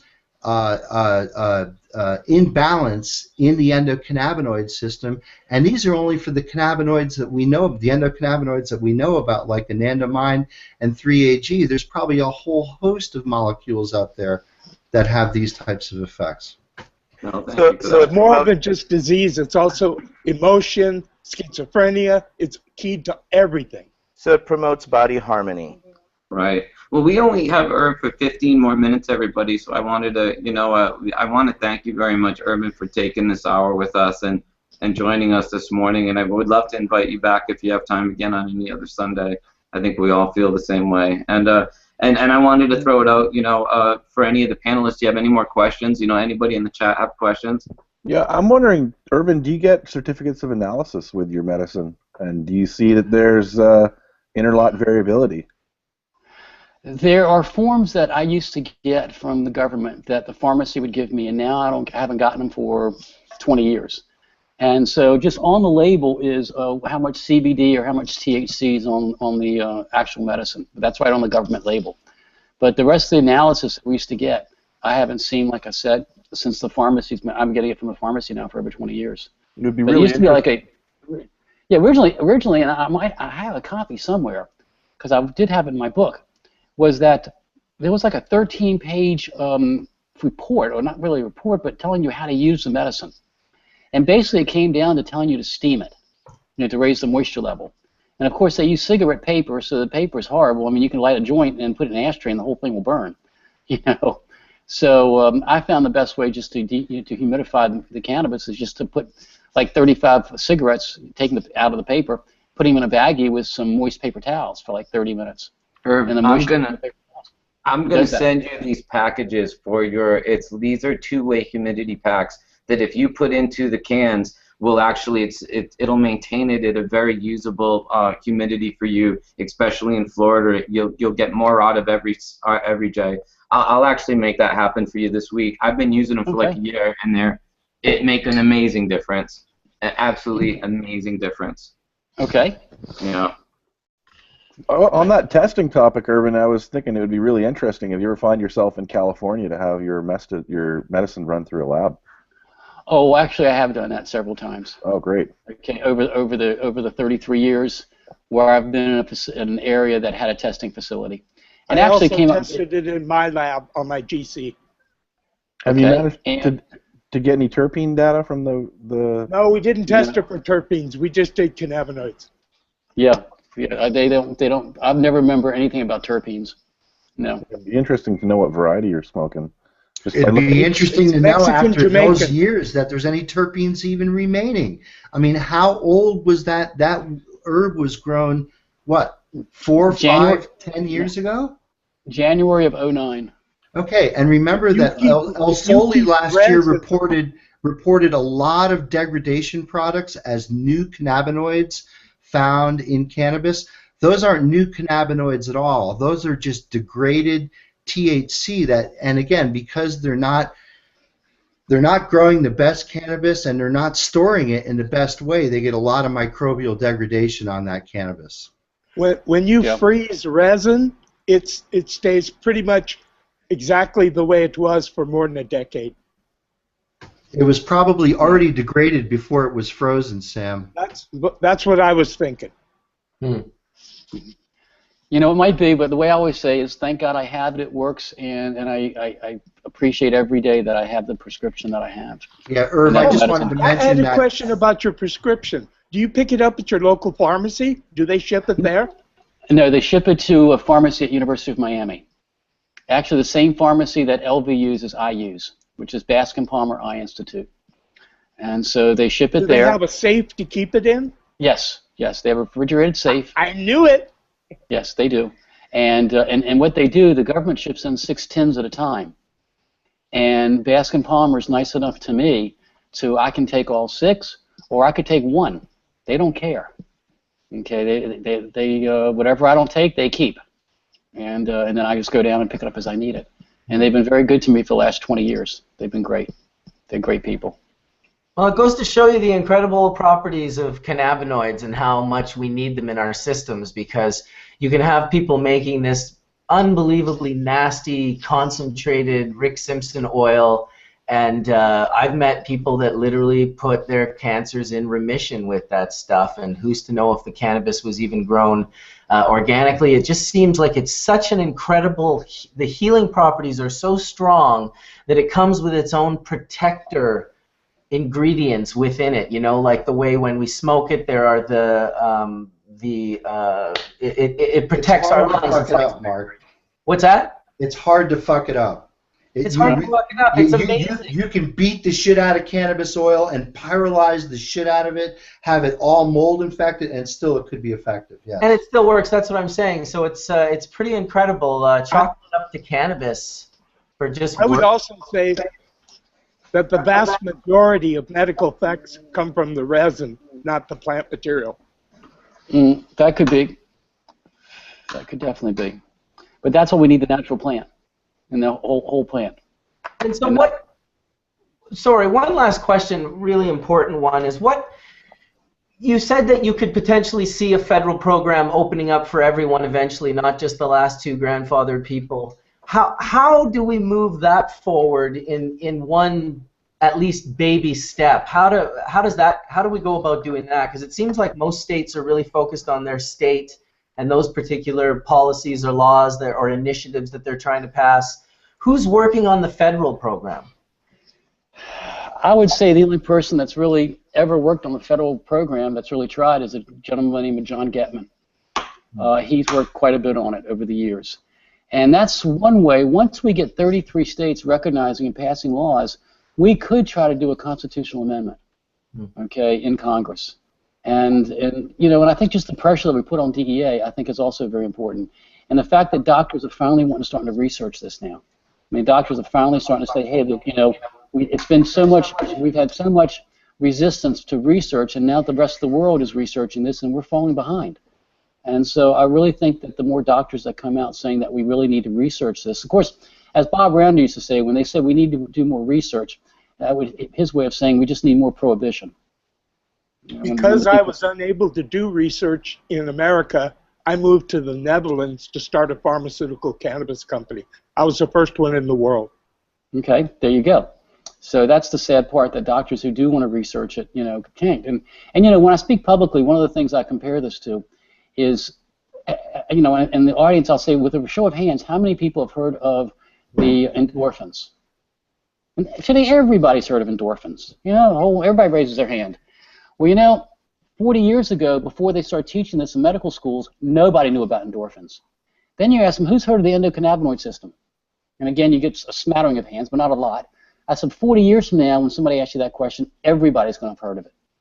I said, that's the difference with modern medicine. It takes time. Until medical schools start teaching this, you can't expect your doctors to know much about it because medical schools aren't teaching it yet. But they're starting to come around. When you went to the ICRS meetings, did you meet Bill Devane, the man who discovered anandamide and the endocannabinoid receptor? I've never been to one of those meetings. Oh, okay. Years ago, there was one in Orlando.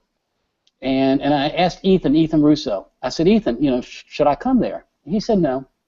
He said, really? He said, if you want to come meet some people, yeah.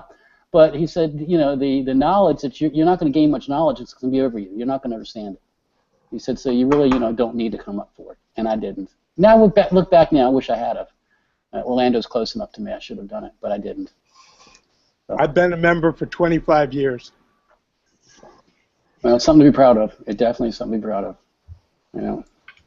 So. Well, Irv, thank you very much for spending this time with us. I've been chatting with your wife. She's helped put this all together, so I want a huge thank you to her. Lady's very special. Yes, we wouldn't have you on right now if it wasn't for her technical savviness, so thank her very much. And please, I would say come back anytime. I'm sorry you have to leave early today. And, but thank you for spending some time with us talking about this today. Your story it's unique and inspirational, and it's unbelievable that more people don't realize that there are people like you in this country, and that in many respects we're fighting hypocrisy on the highest levels. And thank you for speaking out. And I want to just plug the book one more time. Absolutely. Again, My Medicine, and where you can get it is mymedicinethebook.com. Plus it's on Kindle. But mymedicinethebook.com will get you a signed copy from the author, me. And it's not only just my history of my bone disorder and what marijuana has done for me, but it's also the history of the medical marijuana movement in this country, as seen through my eyes, the second longest surviving federal patient. So to know how we got to where we are today, you really need to know the history. And my book will give you all that. Plus, what's important about the book, it's a great lobbying tool. So if you are trying to do something and your family's against you or somebody's against you, get them a copy of the book. Once they read the book, they'll understand what we've been doing and why we're doing it. So, definitely. Well, okay. I'll be picking up a copy of that book. I'm going to pop in for a second, everybody, and say hi.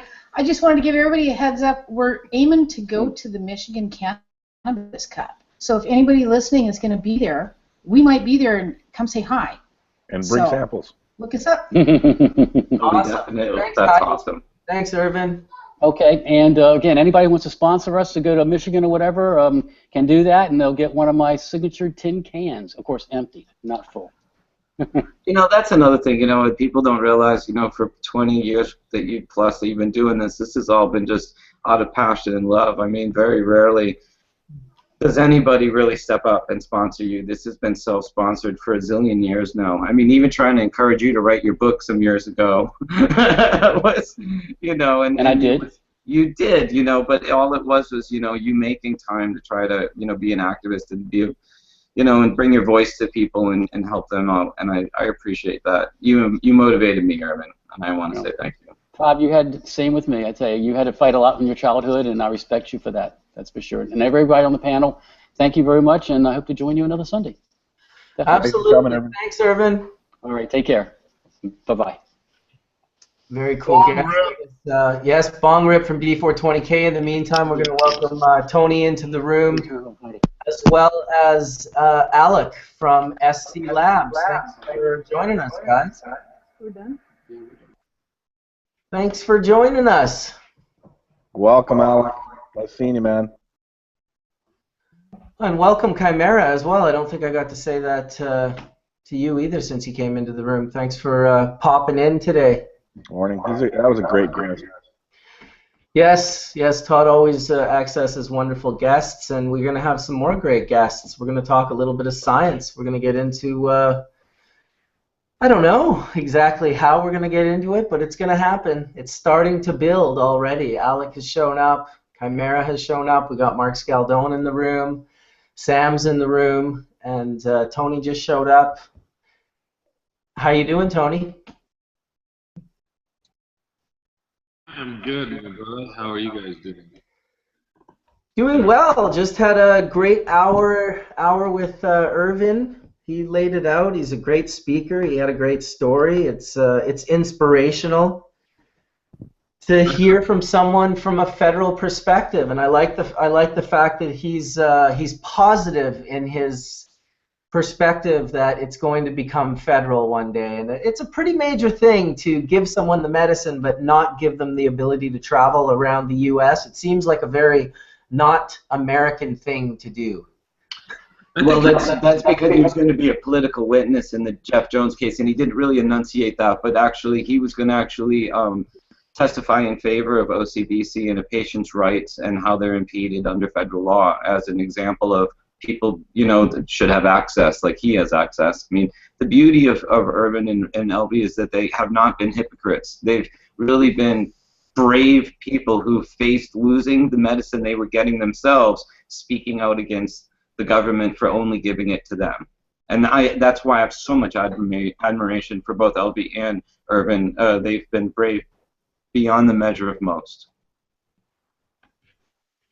Awesome. Sorry, I got bumped there for a second, and now it seems like there's two of me, and I don't see Alec anymore. Did he get bumped as well? Yes. Yes. Must have. I'm guessing. All right. Well, he'll be back, and we've still got Josh. We're waiting for Josh to come in as well, and I'm not sure if Etienne was going to be inviting his friend from the analytical lab that you sent me, Todd. And I have it. I'm just waiting to know to send the link. I can send him. Now send the link. Yeah, send the link. Yeah, I sent the link as well to Chris Baroni from the Clear. He hasn't replied yet, so I'm not sure if he's having a late start to his Sunday. But that was a great conversation with Irv. I really enjoyed. I enjoyed his stories and his ability to speak from a very, very, very unique perspective on cannabis. Yeah, I sent the link to Mike West as well, so he should. He's in the chat, and I know he has the link, so he can come in as well anytime and break into a nice little conversation. Maybe talk a little bit about different forms of isolation, molecular isolation, and different forms of terp action. The worst thing that I heard about Irving was that he doesn't get high off of it. Yeah, that was a wild situation. Although the fact that he did get high for 8 minutes that one time goes to show. I mean, to me, that would be worse than being sick. Oh my goodness. Yeah, but that's Death Star cannabis for you. I mean, what are you gonna do?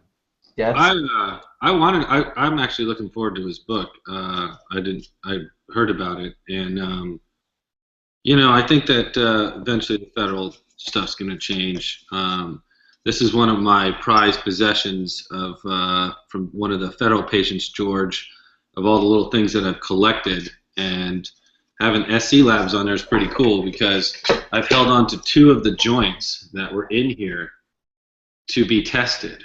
Wow. So I have 2 of the joints from our federal government, 1996, of their joints. So there's probably a half gram, maybe a gram each. But, I don't know if anyone's ever looked inside their joints before, but, like, I did. Yeah, their program, for those that are watching, the federal government that grew in Mississippi, they would send you a case like this, and there was 300 joints in here, and their program is for you to smoke 10 joints a day. So if you smoke 10 joints a day, and you look at how much percentage of cannabinoids is actually in there, that would tell you what your conversion rate is. So if we had, it's about equal to 1 dab. It's like, I would say that I tested it one time in Colorado, and as we know, the labs are a little shaky, so I've been kind of waiting for SC Labs to test it because everyone seems to point to them as the go-to. So I tested it one time, and it was like 3 to 5% THC, and you know, that's like 30 milligrams a joint. So if you smoke 10 of them, that's 300 milligrams at a conversion rate of about 30%. So, you know, you're losing 60 in this. So you're getting 30% of 300 milligrams. Right. And I could tell you that a lot of patients did have some success with smoking it. Now, it might not be the greatest quality, but, you know, they are getting, if they smoke 10 of those joints a day, they are getting some cannabinoids into their body. But the joints were filled with seeds and with stems. It's pretty obvious that he is getting medical benefit, and he doesn't want to particularly get stoned, so he's getting what he wants. Yep, exactly. There's no denying that. It's the one time the connoisseur doesn't seem to like, because I've always, most of the time, it seems like what the connoisseur wants is what, like, many med patients need. But in Irv's case, it's not that case. He's really happy with what he's got. You can tell it's working. It's been working for, I don't know what he said, 30 years or 20 years or something, 25 or 30 years. Yeah, well, how can people not be grateful for their medicine? I mean, you know, see it with people that are federally legal and see it with everybody else too, you know. Well, do you guys remember seeing that like CNN report? I think it was with Gupta. They visited Mississippi, and I could have sworn I heard them say that they grew 30 to 40% cannabis. If anyone remembers that, I'm sure Todd probably has. What are you talking about? 30 to 40% THC or cannabis? I think that it was in the weed. The first Sanjay Gupta documentary, I remember they were walking through El Soli's lab in Mississippi, and he did describe some strain that he saw over 30% total cannabinoids, or I think he even said 36% or something like that. And so I remember definitely catching that myself. When I visited his facilities at the time, this was maybe 15 years ago, the highest one he had was 29.6. But yeah, I'm sure he's found some that are 32, 35. Well, they've also tested. They also do the testing for the potency monitoring project, right, with the DEA. So I wonder if that was like a honeybud sample or something like that. No, the sample that was 29% was from Alaska. It was herbal cannabis. I saw it. There's just no denying Sam, you know. He's just like, I was there, I saw it, I actually touched it. It's absolutely unequivocally. So what you're saying I is tried to smoke it, but El Sole wouldn't let me. You're saying that they test those strains, but does he cultivate strains that are 30% for medical patients? Because the joints. I think he's trying to. From what I've heard, he's now cultivating like 100 different varieties. Yeah, he's trying to be all things for everybody because the DEA's loosened up the tight strings they had on it. Well, they gave him a big financial injection a couple of years ago or last year, and you know I think that they're supposed to be growing a bunch of CBD stuff now also. We got some new people that just came in. Justin, welcome, Justin. How lame that they don't let Irv visit the farm. I mean, University of Mississippi is a public institution. He should be able to visit there, and because he's actually one of the guys getting medicine, fuck El Soli and those guys. They should let Irv visit the cannabis farm. Yeah, well, they're following DEA protocols probably. So fuck DEA protocols. Those motherfuckers work for me because I pay their salary because I pay taxes. Right. Well, they give the license. Fuck those guys. Don't. Yeah, should let Irv go visit the fucking herb farm. End of fucking story. That's criminal. Mark the angry idealist. I like it. I like it. I'm feeling it. I feel the same way, but in reality, it would be like, well, who knows? Maybe it'll get set up. You gonna set that up, Sam? You gonna get Irv in there or what? I would like to say this. I think it's more of an accomplishment that he gets the herb out of the farm rather than he gets in the farm. That is a big accomplishment. My opinion. Pretty good accomplishment. And for the last 3 years, he's been getting it. And he's been a vocal advocate of them changing the system. So, you know, more power to him. If Irving wants me to, I'll send an email to Mohammed El Soleh, asking him if Herb can come visit. I bet you he'll say yes. I bet you he would too. He's always been nice to me. He wouldn't grant me a public interview, but he was always nice to me when I talked to him. Well, that'd be pretty cool if Hash Church could help facilitate him getting into the facility where they've grown his medicine for the last 30 years. If everybody on Hash Church will say that we swear Irving's a good guy, then Mohammed will do it for sure. Hey, Sam, do you think you could get Mississippi to go live on Hash Church maybe on a Sunday? Get that guy. Sure, right from their field. Right. Hey, be careful, guys. You know, political winds are changing. You might just get what you ask for. Just be careful what you ask for. It'd be weird to see a cannabis garden surrounded by gun turrets. I don't know how I'll feel. Woo. Did you, the thing I posted in the chat right there was USA Today 20 hours ago about the DEA. Right. Schedule 2? Well, they're finally coming around, you know. It's inevitable. They have to. You know, everybody should go back and reread the rescheduling of Marinol, which happened in July 1st and 2nd of 1999. And they will, you know, it gives you a good idea of what it took to get it, to make it happen, what it went through. And, you know, this is huge. I mean, really. And the reality is that we were talking about this earlier, Tony, when you were not on. But even if they reschedule it to 2, it's still going to leave our activities outlaw-ish. It's still going to put us in the same perspective that we were, where we have to break the law and we have to basically risk ourselves. It's just going to make it harder for them. Every step is harder for them to put us in jail and convict us now with all the science floating around, in my opinion. It's step by step, Todd. We'll get it to 2, then we'll get it to 3, then we'll maybe get it tossed off. Yeah, that's what I was going to say. Anything like a 1, when we were talking, you made good points the last time we talked about just laws in California, but, you know, having it being a 1, criminally speaking, is just awful, from taxes, from everything that's going on in our industry. We can't do shit.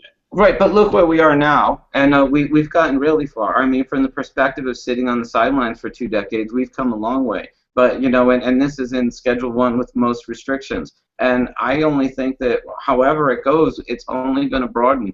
I mean, a lot of people won't like what the broadener scope looks like. It's going to mean unit production cannabis. It's going to mean inexpensive cannabis. It's going to mean home grows probably won't be able to compete with really companies trying to pump out, you know, cannabis at cost and having competitors that'll do it if they don't.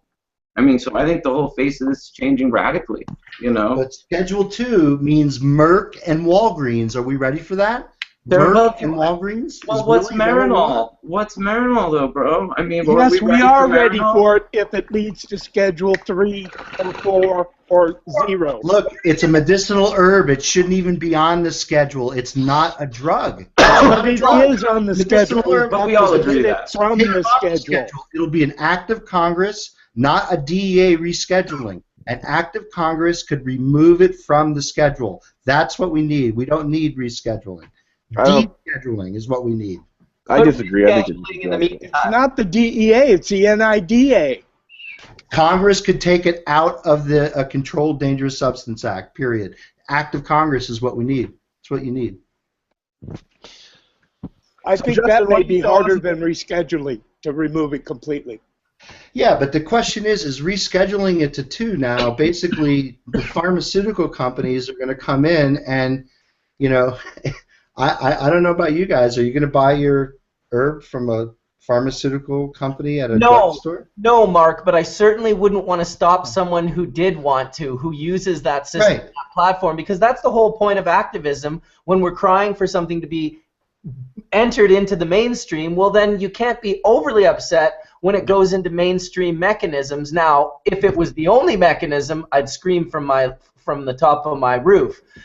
As long as we can do our own grows, as long as we can still have the dispensary type models, I'm not opposed to more access. And if the pharmaceutical companies want to stop selling poison, how can there be too much access? And start selling cannabis? Exactly, Sam. How could there be too much access? And not to mention what also that does is insurance, Mark. So I agree. You know, it's like we're getting rid of the criminal. You're getting into banking. you've got medical dispensaries, and now if the pharmaceutical companies or Walgreens or Shoppers Drug Mart wants to distribute cannabis products that qualify for that type of market and insurance covers it, now there's full access across the country, fully insured. So it's not that bad. Those big companies are only going to do it by putting you people in Colorado and California and Oregon out of business. Schedule 2 is basically going to end recreational and medical cannabis as we know it.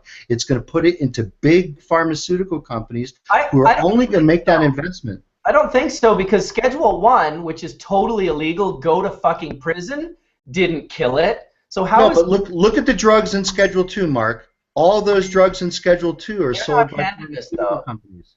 They're not Right? cannabis. All I'm saying, And so my point is that cannabis is a medicinal herb and it shouldn't be regulated.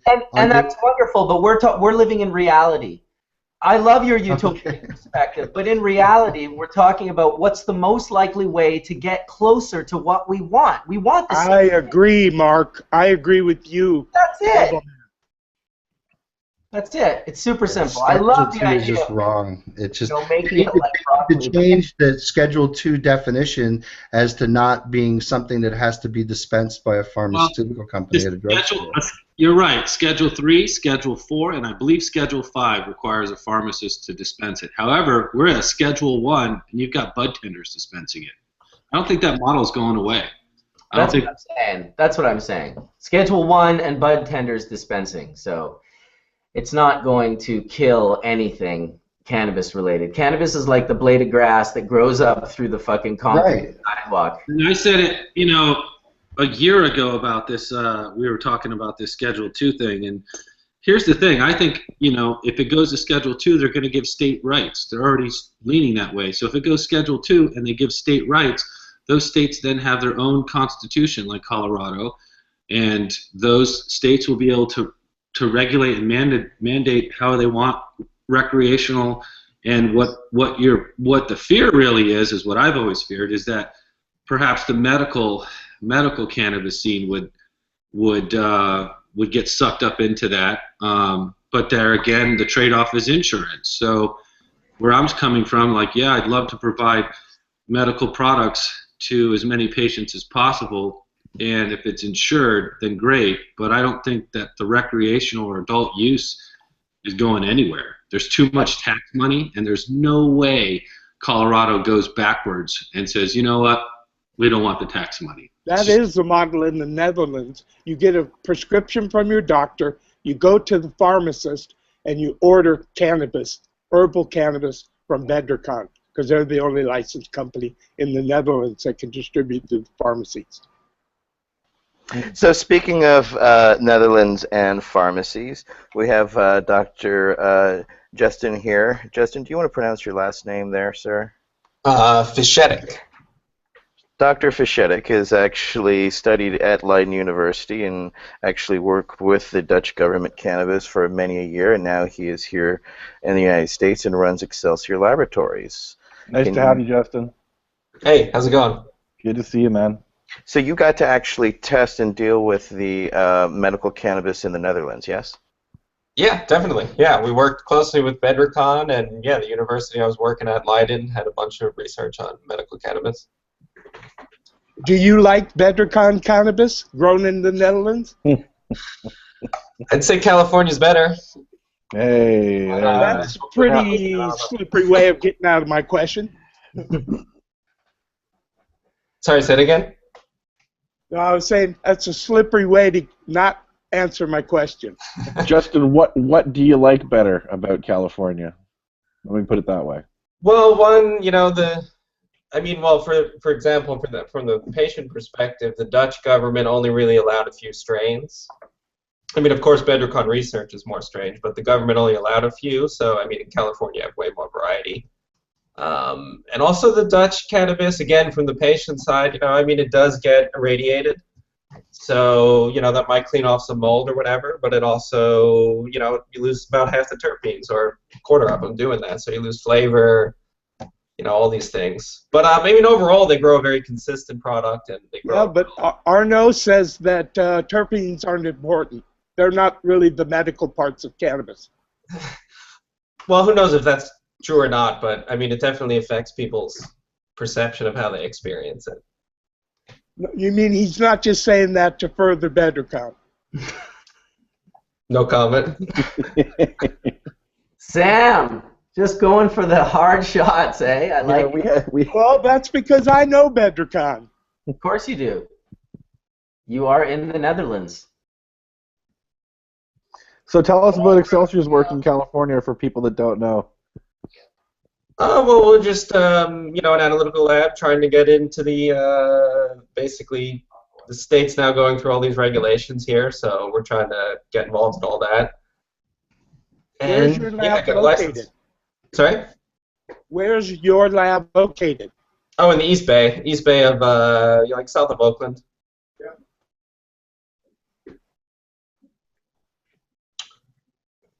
Is it mostly dispensary clients, or are you working with growers, or what kind of clientele are you serving right mostly? Oh, both. Growers, dispensaries, manufacturers, some different things like that. And are people more interested in cannabinoid or terpene contents at this point? Both, but I would say, you know, some of my clients specifically want to work with me because of what I know about the terpene stuff. So I guess I do a bit more of that kind of stuff too, which is, I think, really interesting to continue kind of the work that we were started at Leiden, you know, characterizing strains based on their terpene profile. Now seeing all that in California is really interesting to me, I think. There's a lot of cool chemical types. What are the most interesting types you're seeing? Well, I guess it depends. I mean, everyone has their different opinion on what kind of strains they like. So, yeah, I mean, I couldn't really say. I mean, to me, it's interesting just seeing the variety. What's rare? What's unique? What are you seeing that's you're not seeing often? Well, I mean, I would say that's a little bit biased too, because it depends on the people bringing you the samples. But so I think it depends a little bit where you are. I mean, California is hugely dominated by like Kush type strains, OG Kush type strains. So that takes up like probably half the strains that I see could be classified in that way. And then, of course, yeah, I mean, there's purple strains, which are interesting. The sativa strains, which are interesting. I don't know, yeah. So Justin wrote a paper called From Cultivar to Chemovar. Yeah, I did that with Arno. Yeah. And that was on coffee shop cannabis. We basically tested White Widow and Amnesia to look at the kind of the differences. And we chose those two strains just because they were popular at the time. They were easy to get. And we thought they were different. They smelled different. And they were prevalent like everywhere in all the Dutch coffee shops, right? You could go in. Yes, you could randomize your sampling that way. It's the blue dream of Amsterdam. Yeah, sure is. Makes sense, yeah. Yeah, that's another strain I see a lot of. Yeah, definitely. Piney. Alex said he was going to be right back. Oh, that's Mike West just popping in now. Welcome, Mike. Yeah, we have this ongoing nomenclature debate going on the show about what's the proper term to use for, unique genotypes of cannabis. Is it cultivar? Is it chemovar? Is it strain variety? So I'm pushing the cultivar camp. Yeah, I think that's a good term. I like it. I'm trying to ban the use of strain. It sounds Strains classy. is the man. worst. It sounds classy. Cultivar sounds classy, right? But hey, I think Rob's right about strain. I think there are strains of wheat, and Rob is has some completely good wrong. points, man. Look, I love Rob, but Rob is completely wrong about strain. Let me tell you. I right love now. Rob. I've worked with Rob for 30 years. He's completely wrong. Yeah, thanks for backing me up there, Sam. I'm glad you're on the side of. Hold on. Sam. How dare you? No, I'm just kidding. No, that's cool. No, hey, maybe he'll change his mind in a decade or two. I saw that email chain going around between you guys, and I didn't respond. I was waiting for you, the guru, to hammer that out. So you're saying that basically just calling it a strain is absolutely wrong, Sam? Yeah, strains. That's not for plants. It's for viruses or bacteria or things like that. What should be? It should be a clone cultivar or maybe a landrace seed variety. But aren't there strains of rice? No, see, Rob was saying That's that not last really time. true. Rob was saying that last time that people go wheat and strains of rice, and actually went back and Googled wheat strain or rice strain, and the results all came back saying wheat variety, right? Rice variety. Like Google didn't suggest you anything that said rice and strain together. So I don't know. I'm totally, of the mindset that strain is not correct. The real reason that Rob supports strain is because that's what everybody calls it. But everybody in Europe used to call resin pollen. Pollen, yeah. Should we call it pollen? I don't know, guys. At phys.org, scientists announced development of wheat strain that produces 30% greater yields. Yeah, but that's a secondary. That's a secondary reference. So, in science, what happens is that the scientist writes the paper, and then you get people like Newsweek's or all these different, just regular media stories picking up on it and kind of interpreting it for the population. So phys.org is just using a new strain of wheat. Yeah, it's because it's what people understand because they hear it, but it doesn't mean that it's right. Yeah, but isn't it true that has been used with wheat for a long time? You can make the argument that we use it in the vernacular, but it's not right. It's the same thing with indica and sativa. We use indica and sativa, but that's not really correct. It's Afghanic and indica. I agree with you completely. So it's kind of the same thing. It's like, the people are using the words wrong. So I don't know. Hey, I apologize. I just cut back in. My reception had gone out. This is Alec. Seems like a good time. Yes, welcome back, Alec. If you want to maybe tell us a little bit about what you've been up down in California for the last couple of years. Yeah, absolutely, and I'd love to weigh in kind of a little bit about what I kind of pick up what your guys' conversation was on, kind of from the spectrum range of effect from what has historically been described as sativa, through indica, and every effect in between. And we've definitely seen some really interesting novel trends of how the data stacks and essentially classes itself, just from the number of samples that we test for chemotypic profile. But yeah, SC Laboratories, we've been around for about 5.5 years now, and we're largely in California. Our main lab's in Santa Cruz, California, which is just south of the San Francisco Bay Area, about an hour and a half. We have another lab in Southern California, down in Orange County, that services most of Southern California. Our mass specs and our micro program are all still coming up to our lab here in Santa Cruz. But in general, between the two labs that we have in Santa Cruz and Orange County, we test about 7,500 samples a month. So we've definitely been working really hard for the last 5.5 years to build a program, build our service, and the demand of our service, in an unregulated market. So it's without testing regulations to require or have people buy into the services. We've figured out over the last 5.5 years different ways where we could add value to help optimize whatever somebody's looking to test for, optimize what they're doing, whether it's their process, whether it's their cultivation project, things of identifying how environmental growing conditions, will in the end affect secondary metabolite production, and so our service we've been building in substantially to everybody's program, so we can help kind of identify where testing makes the most sense in an infused product maker's arsenal or extract manufacturer's arsenal or cultivators. But yeah, so but as far as the chemotype stuff, I kind of came back in hearing some of what Chimera was mentioning, but yeah, I mean from all the research that has been built upon, kind of a lot of it really highlighted from Ethan Russo's work, with the entourage effect and such. It's a really exciting time because I feel like terpene conversation is what's one of the most exciting conversations to get on. Before, terpenes were really starting to kind of be caught on by cultural kind of awareness. Largely whenever people would contract a testing laboratory, they would just do some potency tests for cannabinoid content, and so there was in a bit of a way labs somewhat did a disservice to the community in the way that there was this cultural identification that highest testing THC strain somehow associates with the best in some capacity. And so because of that, so many of the really incredible lower testing THC cultivars that had interesting or substantial presence of certain terpenes or overall terpene content largely have kind of gone by the wayside as far as selective breeding has gone.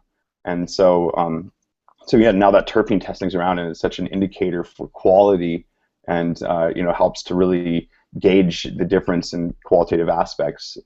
As soon as people can fully understand how to utilize those to both, recommend for certain types of effects over others, or to just substantiate how well they did cultivating their plant in optimal growing conditions and optimal harvest, et cetera, et cetera.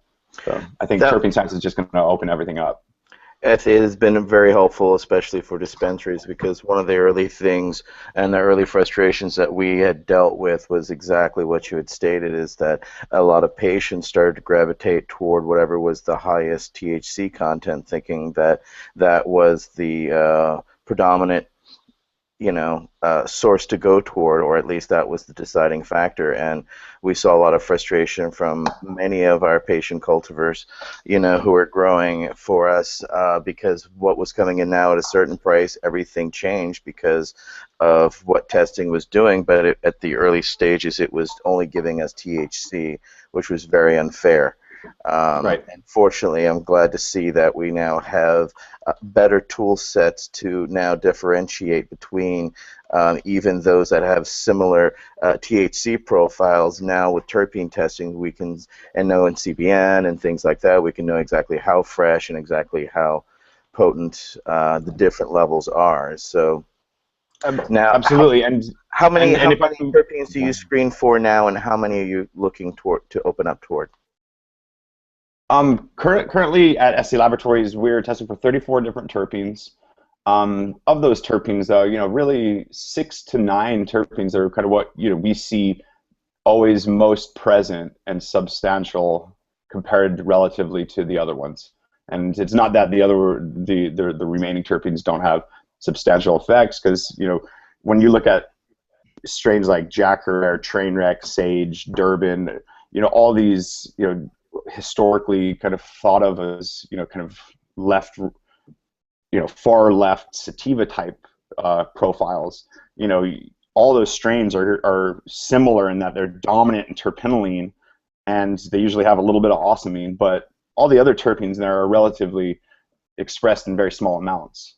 But the difference in smell that characterizes J1 to Jack to XJ to Trainwreck to to Dutch Treat, although all those strains have a very interesting similarity, they're very different from each other, in their own. And so these minor terpenes also make a substantial presence in how that chemotype smell fully comes out.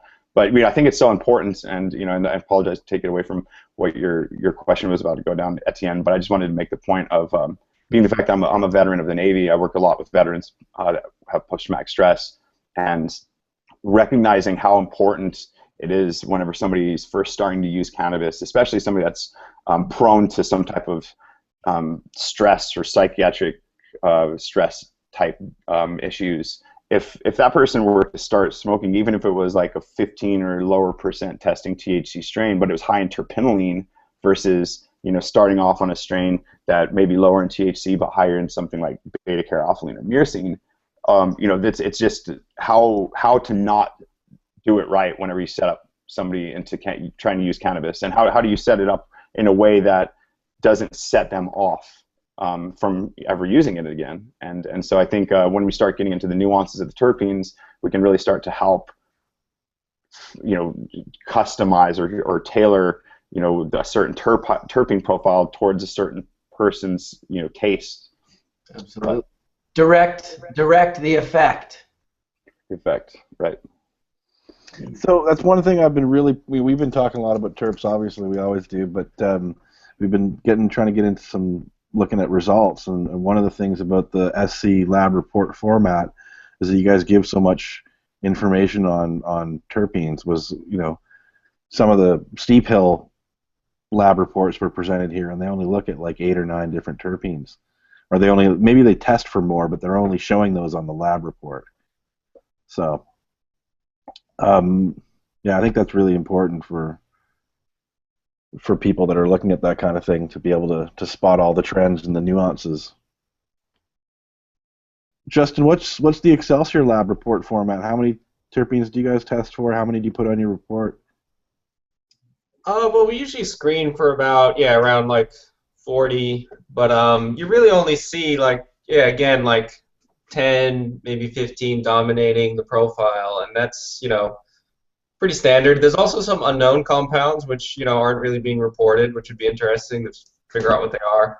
Do you have MS at Excelsior? What's that? You have MS at Excelsior? Yeah, but they're still unknown. I mean, some of them have been unknown to me for years, and I've been wondering what they are. Are they just not in the NIST databases, or what's? Well, they are, but they're sesquiterpenes, so they're really tricky to figure out. I mean, they're just tough.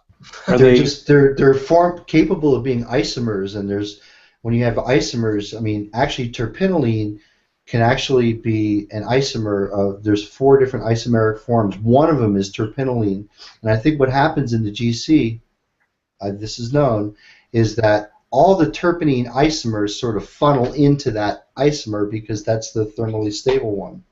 So in the GC itself, there is chemistry going on. And I think that speak to the sesquiterpenes, some of those sesquiterpenes too are metastable, meaning that they might exist one way in the plant, but certainly just exposing caryophyllene to air will start to oxidize at the caryophyllene oxide. And I know that there's some other oxidation products that happen with some of the other sesquiterpenes. I'm not exactly sure if they're known to occur in cannabis, but caryophyllene oxide I know is one particular one that's Mark. Can I ask something? I was reading about the beta. How do you pronounce this one, guys? Caryophyllene. Caryophyllene. Thank you. And it was saying that it was the only one that actually interacted with our CB2 receptors. Yeah, beta caryophyllene is a CB2 receptor agonist.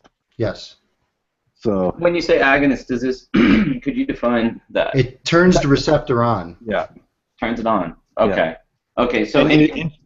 Interestingly, too, Ethan Russo just published a paper recently kind of on Beyond Cannabis. I don't know if you've seen it yet, but it starts to open up the idea of cannabimimetics and looking to other compounds that have stimulating effects on the endocannabinoid system receptors. And it kind of gets into like beta caryophyllene. It gets into certain like terpenes that are in compounds like copal, which is this old kind of smudge that's used to kind of burn as an incense. But echinacea, many different types of compounds or different terpenes in other plants that are now being looked to modulate the endocannabinoid system. And so, yeah, beta caryophyllene being one of them is really interesting, especially since it's like dominant in a whole class of strains like cookies and gelato and sherbet and all those strains.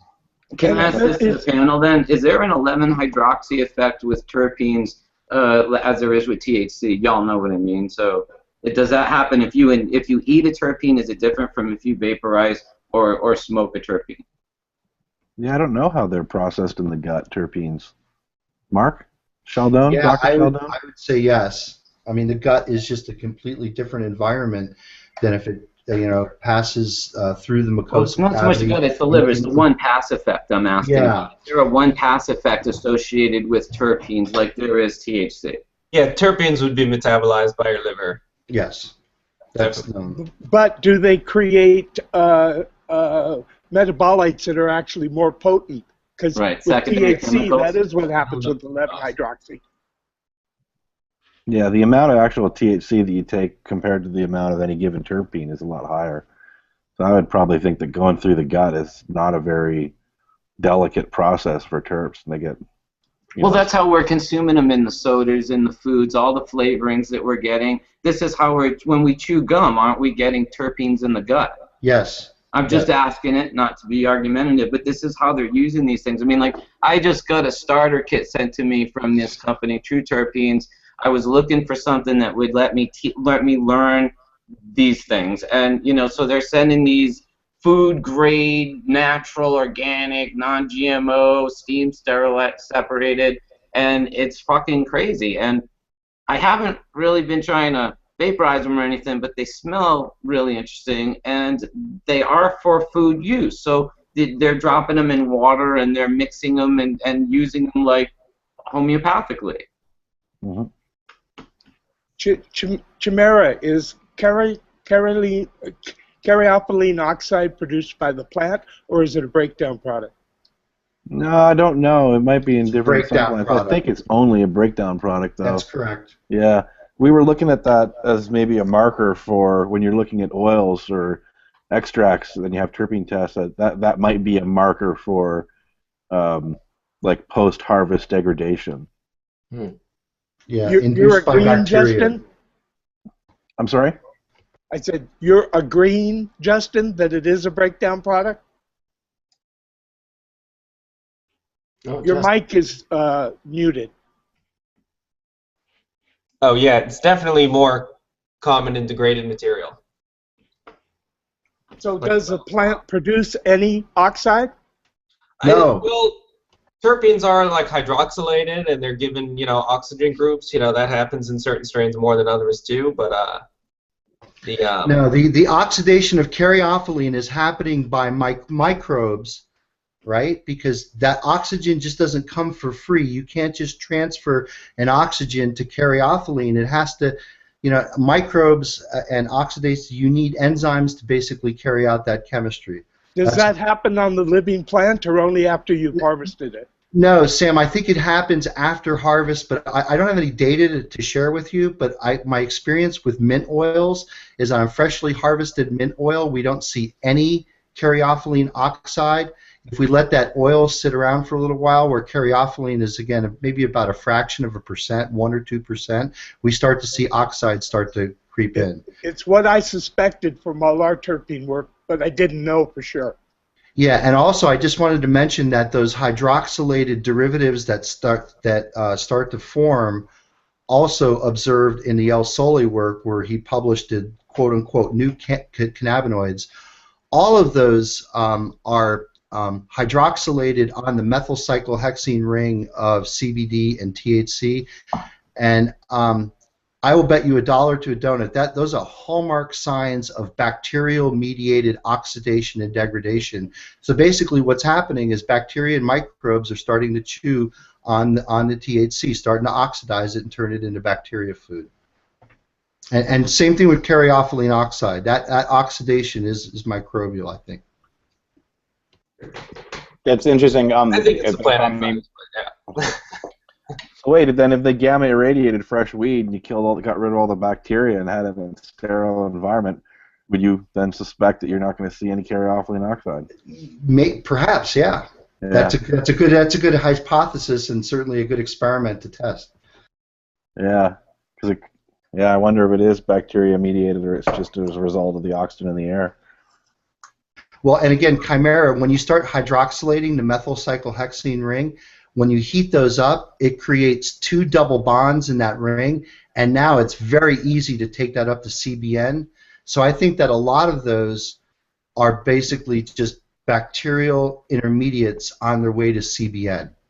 So I just posted the title of a paper I've been looking at again this week, and they did storage conditions of cannabis or storage of cannabis, and then measured the degradation of THC to CBN. Because we all talk about this, and you hear about this, people saying all the time, you store your weed, you get more CBN, or you even hear people attributing effects to CBN.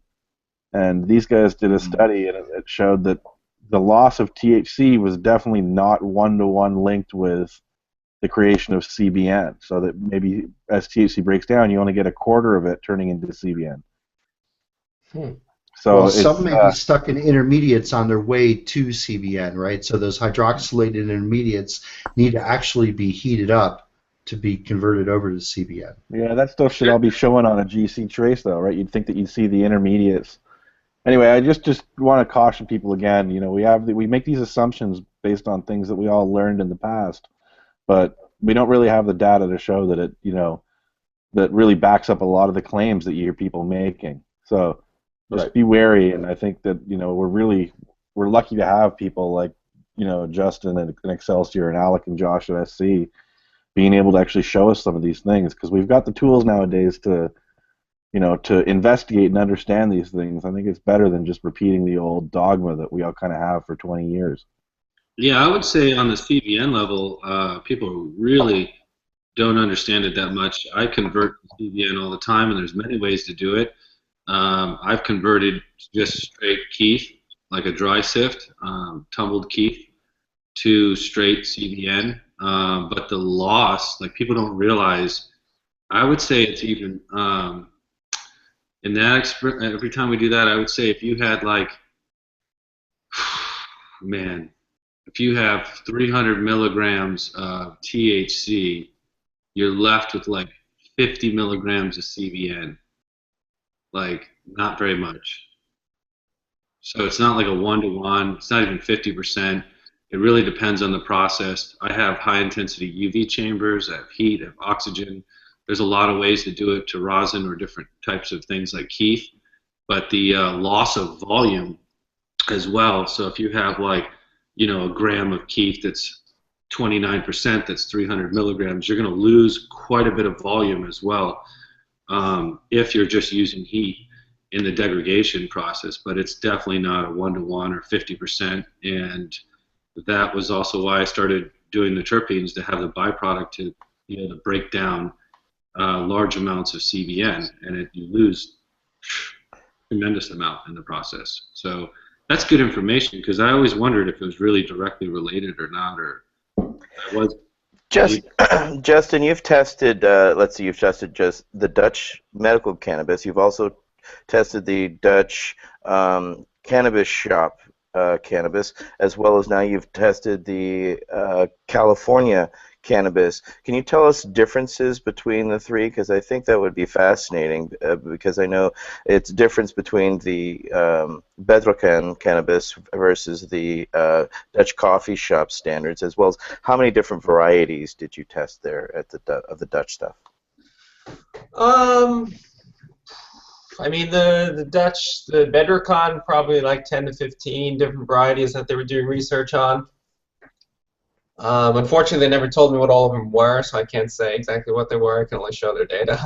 And then the coffee shop, maybe originally it was just cannabinoids, so I screened a bunch by that, and then later only really the Amnesia and the White Widow did we study the terpene profile of, besides the Bedrocan strains. So California is really the place where I got to see a lot more varieties in that sense. But there are other quality differences. I would say of course, again, the pharmacy cannabis was irradiated, so that definitely affected its scent. And the coffee shop cannabis, I would say, compared to California cannabis, I think California's better. But that's just in general. Justin, when did you start your studies at Leiden? 2006, I think. Yeah. Yeah, 2006. Was that before or after the IACM meeting that was there in Leiden? I think it was right after. Yeah, right after that. Yeah. Justin, what made you decide to take up cannabis and make it your research specific? Well, when I got there, I found out they had this project going on and they wanted somebody to work on it, and I didn't think I would ever have an opportunity to work on something like that. So, I mean, you couldn't pass that up, really. I mean. But it was labeled cannabis specific, so you knew it was. Oh, yeah. I mean, it was a specific project to do answer some specific questions, so. Nice. How has your family reacted to your lifestyle choice? Well, I think now that the laws are going, well, I think realizing, one, that, there really is medical benefit changes a lot of people's parents, I think, opinion of cannabis and how people use it, why people use it. So all that, I think, is positive. Now it's like, instead of thinking that you're doomed, people are thinking, oh, you're at the beginning of a new industry. I mean, because that's really what's happening. It's like alcohol prohibition's ending. But different than that, but you know what I mean. Justin, I have a question. Did you, whenever you were at Bedrocan, did you guys do any kind of comparison to kind of before and after gamma irradiation on strains to measure whether or not there are certain terpenes or overall terpenes that kind of overall, degrade, or dissipate, whatever? Well, the stuff, for example, the strains that we studied when we studied, I think it was 11 varieties, 11 cultivars, whatever. Nice. We, those ones weren't gamma irradiated. We were looking at, we did compare fresh to dry, but there wasn't. It was better to show the dry data. But where was I going with that? Arno just published on that. Oh yeah, I was just gonna say, yeah, exactly. Arno just published a paper on the gamma irradiation, and yeah, they did show that you lose some. Yeah, it doesn't affect the cannabinoids hardly at all. The terpenes, it zaps. Yeah. It zaps. Oh, that's huge information, though, because there was always a common thought that that might not be the case. So, I mean, that No, it definitely shows, at least in that paper, it does. I'd like to see more research on that. Were you involved in any of that research, Justin? No, that's totally new. No, I mean, when I was there, they had studied the gamma radiation for cannabinoids like THC, but there was no effect, so that was good. But yeah, the terpenes you lose some for sure. Yeah, and there was also, it looked like there was some created. I don't know if they could have been. I mean, you didn't really see it very well. It could have been through the harvesting procedure. It might have been interlot variability, but yeah, there definitely was a couple of cases where like pinene was created. Well, it makes sense. They're reactive, right? They're going to react with each other. Yeah. And it wasn't just some. It was like 30%. Yeah. 23%. Yeah, it was in the mid-20s. Yeah, that was the largest variability, but I think the largest increase was, I don't know. But if you didn't see chemistry happening, that would be more puzzling than chemistry actually happening, right? I mean, like this Hashishine paper shows that essentially these things can react under light conditions to rearrange into other molecules. Yeah, but I mean, if you put them under magnetism, they're probably not going to change. It just depends on the process that you're putting on. We also know that when we ignite them as well, it changes them. Yeah, absolutely. There you go. Yeah. No, when you irradiate them with light, yeah, stuff's going to happen. Well, I wanted to ask Alex if it's okay. I was looking at the SC Labs website, and you have a really wonderful explanation of different terpenes: linalool, alpha-pinene, myrcene, and and I'm over here playing with these things now. I got a bottle of myrcene, and I'm wondering, like when you're talking about, this, it's found in hops and lemongrass, in citruses. Are people like, linalool, it's effective anxiety and stress reliever. Are people just taking it, dumping it in food like homeopathically, and ingesting linalool? What I can see I've seen is, besides the extraction process of all the different types that preserve and completely can preserve the natural terpene profile of the plant. Besides that, you see these new products, right, that are kind of coming on the market, all these like really high purified THC distillate products that are fully decarboxylated in the high 80s, early 90s in percentile of THC decarbs, and and we're seeing a whole host of concentrates kind of really proliferating and getting really popular now with these added blended terpene profiles that are attempted to be mimicked after the profile that the plant expresses itself. And so you're seeing people are sourcing these specific individual terpenes that may, linalool makes up one part of the overall lavender smell complex, but you see people sourcing different grades of linalool straight up, or beta-caryophyllene or myrcene, and then they're doing these unique, interesting blends to try to add back into the extract to make it smoke and taste like OG or what have you. I don't, well, there's my concern. Can I bring this right up? Because these things are all obviously food grade. The ones that I was sent were food grade, organic, blah blah blah. And that's why I was asking guys, can I drop this into some sparkling water and for a medicinal effect? If that's what I guess I'm asking. And is it different?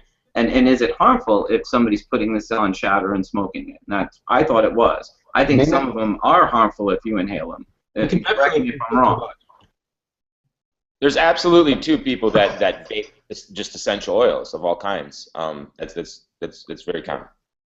Yeah, people have been inhaling essential oils for a long time, and even those little nebulizers that blast essential oils into the air, those essential oils are inhaled. Isn't that incense in itself? Right? Is this what's being used in the various nicotine pens, nicotine cartridges? Same Well, stuff. this is the question: is you don't really know, right? You don't really. There's no regulations about any of this kind of stuff. So it's like you have people that are ordering lower grade impure terpenes, calling it little oil off Amazon or myrcene or whatever. Or bubblegum. You can see it right. I mean, Josh will tell you this. You can see it right in the cost. If you look at the analytical standard that's 99 or 98% purified, it's like $50 to $150 per milliliter of any given terpene. But you can find larger amounts on Amazon.com for a lot less. It's because they're less pure. The absolutely pure 99.9 is a few $100s for a few milliliters, whereas you can buy very high quality food grade that's only 98, 97% pure, and it's a small fraction of that price. I believe the jars I have are between 97 and 98%, and they're steam distilled. Tony, how do they make these things? When they're saying they're steam distilled, what's the process they get from to make 97% myrcene? Yeah, so the ones I've seen that are 97%, they actually are hexane extracted. So those say steam, huh? Yeah, the company said, and they have organic certification and all that other shit, natural, organic, non-GMO, and food grade. Food grade is what got me wondering, can I drop it in water and eat it? And they said, yeah. And that's when I started wanting to make questions, because they're saying it's neat to have this. It's finally like getting a box of Crayola crayons and being able to play with the different colors, and to be able to like pull them out and smell what myrcene smells like or what limonene smells like. It's really quite a trip. I've never experienced it quite like this, or it's like playing music and Etienne hitting a note and saying that's an E. It's kind of cool. Yeah, it is really neat. I would say if you can, and since you got some lab guys here, I mean, if it would be cool to have a couple of those samples of food grade put through the lab and see if they break apart or what the levels of contamination are as far as other terpenes. Yeah, we've been testing these kind of products more now, and the big thing is to try to figure out if it's natural cannabis terpenoids or if it's a fake blend of cannabis terpenoids. These are not advertised. These are not cannabis derived. These are just limonene and myrcene and beta pinene. This company is not advertising that this is cannabis derived at all. I actually was looking for this for a while because as I was trying to learn it, it's one thing to read a list of long names, but to be able to pick up a bottle and smell it and just, okay, this is beta pinene, and stick it under your nose and kind of get to know it a little bit. It's definitely a different experience. I feel like a little kid playing with crayons. Yeah. Well, it's really cool. I think it's really cool. Food grade terpenes are used in all kinds of flavor and fragrance industry, so as long as the food grade really is certified, they should be generally regarded as safe. Most of them. Just don't consume too much.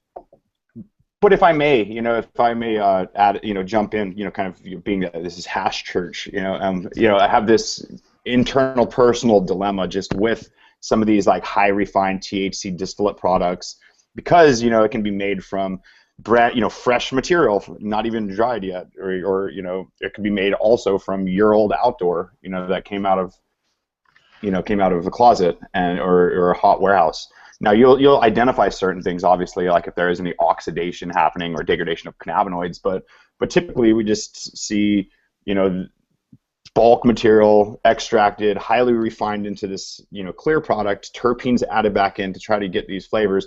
And although sure, I do very much enjoy a lot of the flavors, kind of starting to bridge that gap towards the e-cigarette realm where people are hitting like vanilla caramel and all these very random kind of artificial type flavor profiles. And although there's a place for it and it does taste good, myself, I see that high THC distillate product as a very useful input, that in my opinion is the best food grade extract that somebody could ever take, or just to straight fill into syringes to provide as a Simpson oil type, THC distillate product. I really like the application of these oils in infused products because it's almost tasteless. kind of the kind of, nauseous type, a little bit of that taste from like all the chlorophyll and stuff is gone. And so, and it's a really high THC distilled product that you can get much closer towards standardizing or creating whatever type of product you are. But arguably, it's interesting because can a terpene, a spiked terpene extract ever be side by side on the level of connoisseur demand or what somebody might want, who's looking for these like live resin or live rosin, these really really well artisan level extracted and preserved chemotypic characteristics, because ultimately that's what I feel like people pay such high dollar to for making a connoisseur choice. Well, can I just say this? I have friends, that have, traditionally, like Vernon Phillips, traditionally made what he makes when he makes an extract smells just point on to what the cannabis smelled like, just amplified and happier and brighter. And he just has a real nuanced way of capturing the things, no matter if he's doing water or butane or what have you. But I think that has been what other people have been trying to mimic when they smell these very aromatic butters and such. They think that they can just take like a package like I got, mix them together and make their stuff more loud. And I just don't think they can come close to what nature does in her own, combination of incredible perfection. Also, too, Todd, what people are doing is adding terpenes, which have not been found in cannabis. There it is. So and not derived from cannabis as well. I mean, I trust the cannabis plant in producing a profile. I'm not sure that inhaling pure terpenes in any single pure terpene would be something you would want to be doing. Even more than that, there's no history of people doing it. Well, yes, there is. Hold on for a minute. In a sense, there is. Homeopathic people have been using terpenes, and this is where all this data from SC. No, they haven't been smoking them. Well, that's why I asked about eating them. They've been inhaling them in a million different products, whether it's a cleaner. I think these products are definitely different. You're not going to confuse them with cannabis extracts, but they're not necessarily intended to be that. It's rather than 50 or 60 different compounds in varying amounts, you might have 3 or 4 or 10 that the person mixes in. But there's a million products out there that use terpenes that people inhale and that are meant to smell pleasant. Same thing with flowers. When I go up and smell a flower, they're not smoking them. You're inhaling them, so I mean, you're not combusting them, yes, but that's pretty. People smoke menthol. I mean, that's a terpene. They do. Is that really? Also, that's how they get that scent. That in wow, that's just an infused terpene that's mentholated. That's what that is. Sorry if I'm naive. Menthol is found in cannabis. Very small amount. Little. But it is there. Yeah, but tiny amounts. I've had varieties that were high in menthol. I just wanted to say on the topic of terps and smoking them, if you actually look at like limonene, for example, it's listed as a skin irritant. So we can't just say that we know anything about what that means if you inhale like large concentrations of it, right? So we do gotta always put the caveat that it's like this is all untested and we don't know the long-term effects of pure limonene is used as an extraction solvent in many cases. Yeah, and a cleaner, right? And same with some of these minor compounds. Well, isn't it a cleaner because it's high alkaline and that makes it emulsify oils and waxes? No, it's for the same reason that Horatio uses it as an extraction. Okay, neat it can be a degreaser. The oil. Neat, it can be a degreaser, but in a water-based formulation, the reason why orange cleaners work so well is because they need a whole lot of surfactant to keep that limonene in there. And so, yeah, of course it's going to work well as a cleaner because you have a whole lot of chemicals in there to keep it from crashing out. Right, but yeah, well, I mean, I don't know what it does on other plant rosins, but you take a little drip of limonene terpene. No, I think your point, Ryan, is really well taken, and also think. Okay, I'm sorry. What I'm saying is like if you take a drip of limonene, you put it on like an extract, like some wax or some rosin or something, you see pretty quickly it starts to dissolve. So it also does that on other plant resins too, like pine pitch. So yeah, I mean these pure compounds. I mean the bottles that Todd's showing, which are, I guess, pure terpenes. I mean, I don't like the notion of pure terpenes unless they're 100%. No, they're like 97. Okay, so that's 97 to 98%. Close enough. So those are pure terpenes, right? So I think the point is that humans aren't supposed to just be taking pure terpenes. They're supposed to be taking them in a mixture where they're basically very, very dilute and not very strong. Yeah, well, I don't know if we're supposed to be doing anything, but I'm just trying to say, like, for people that are watching, it's like you have to keep in mind. It's like, again, look at the data that we do know on them. We know that limonene is a skin irritant, so your lungs are a very different type of tissue. Your skin's evolved to be on the outside of your body and withstand the rigors of life.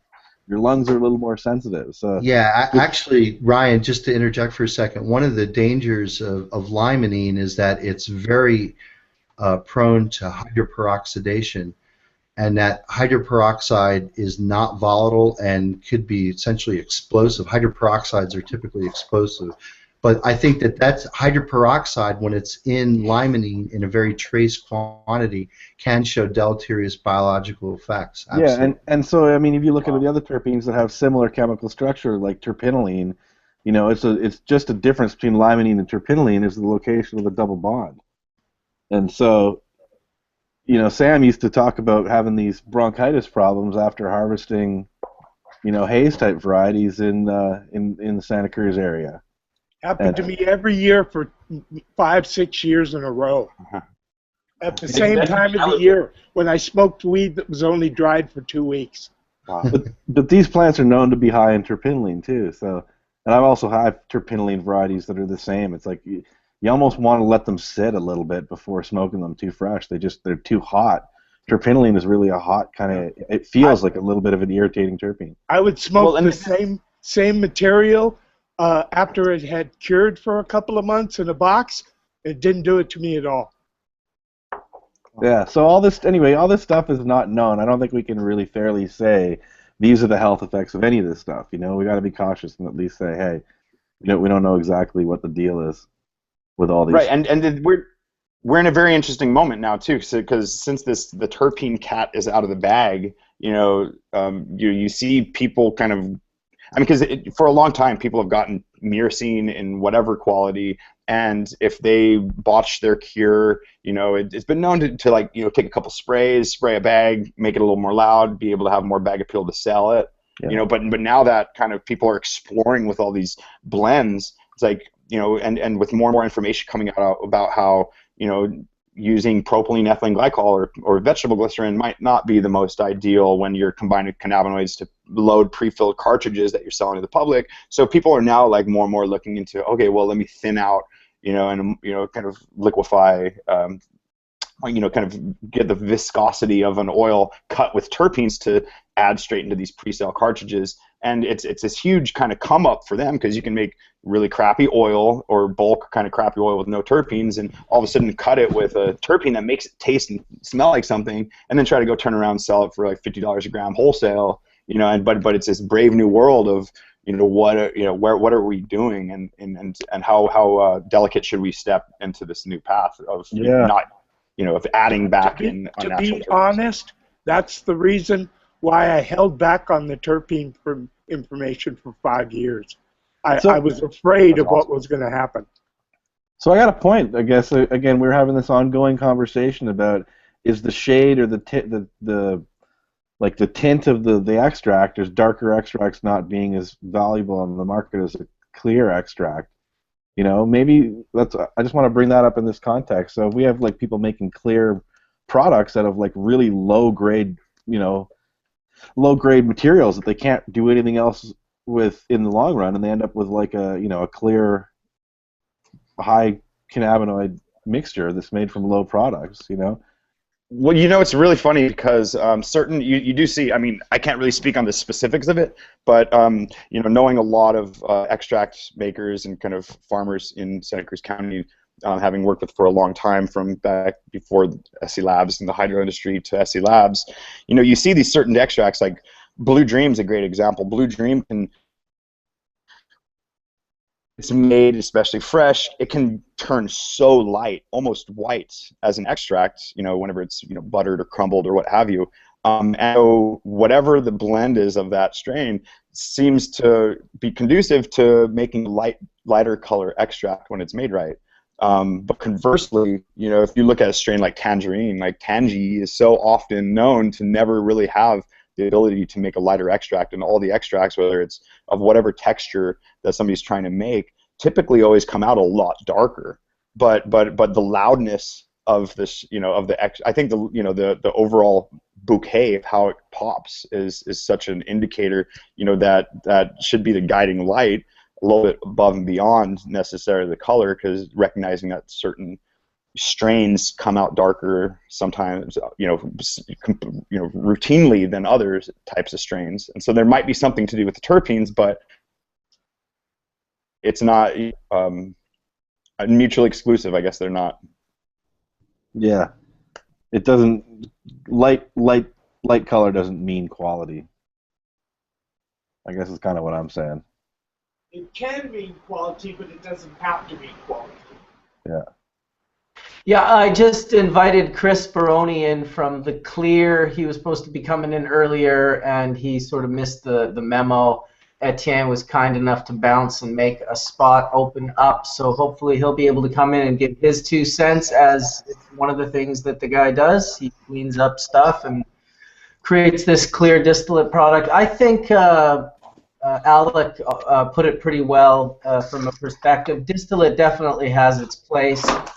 Absolutely.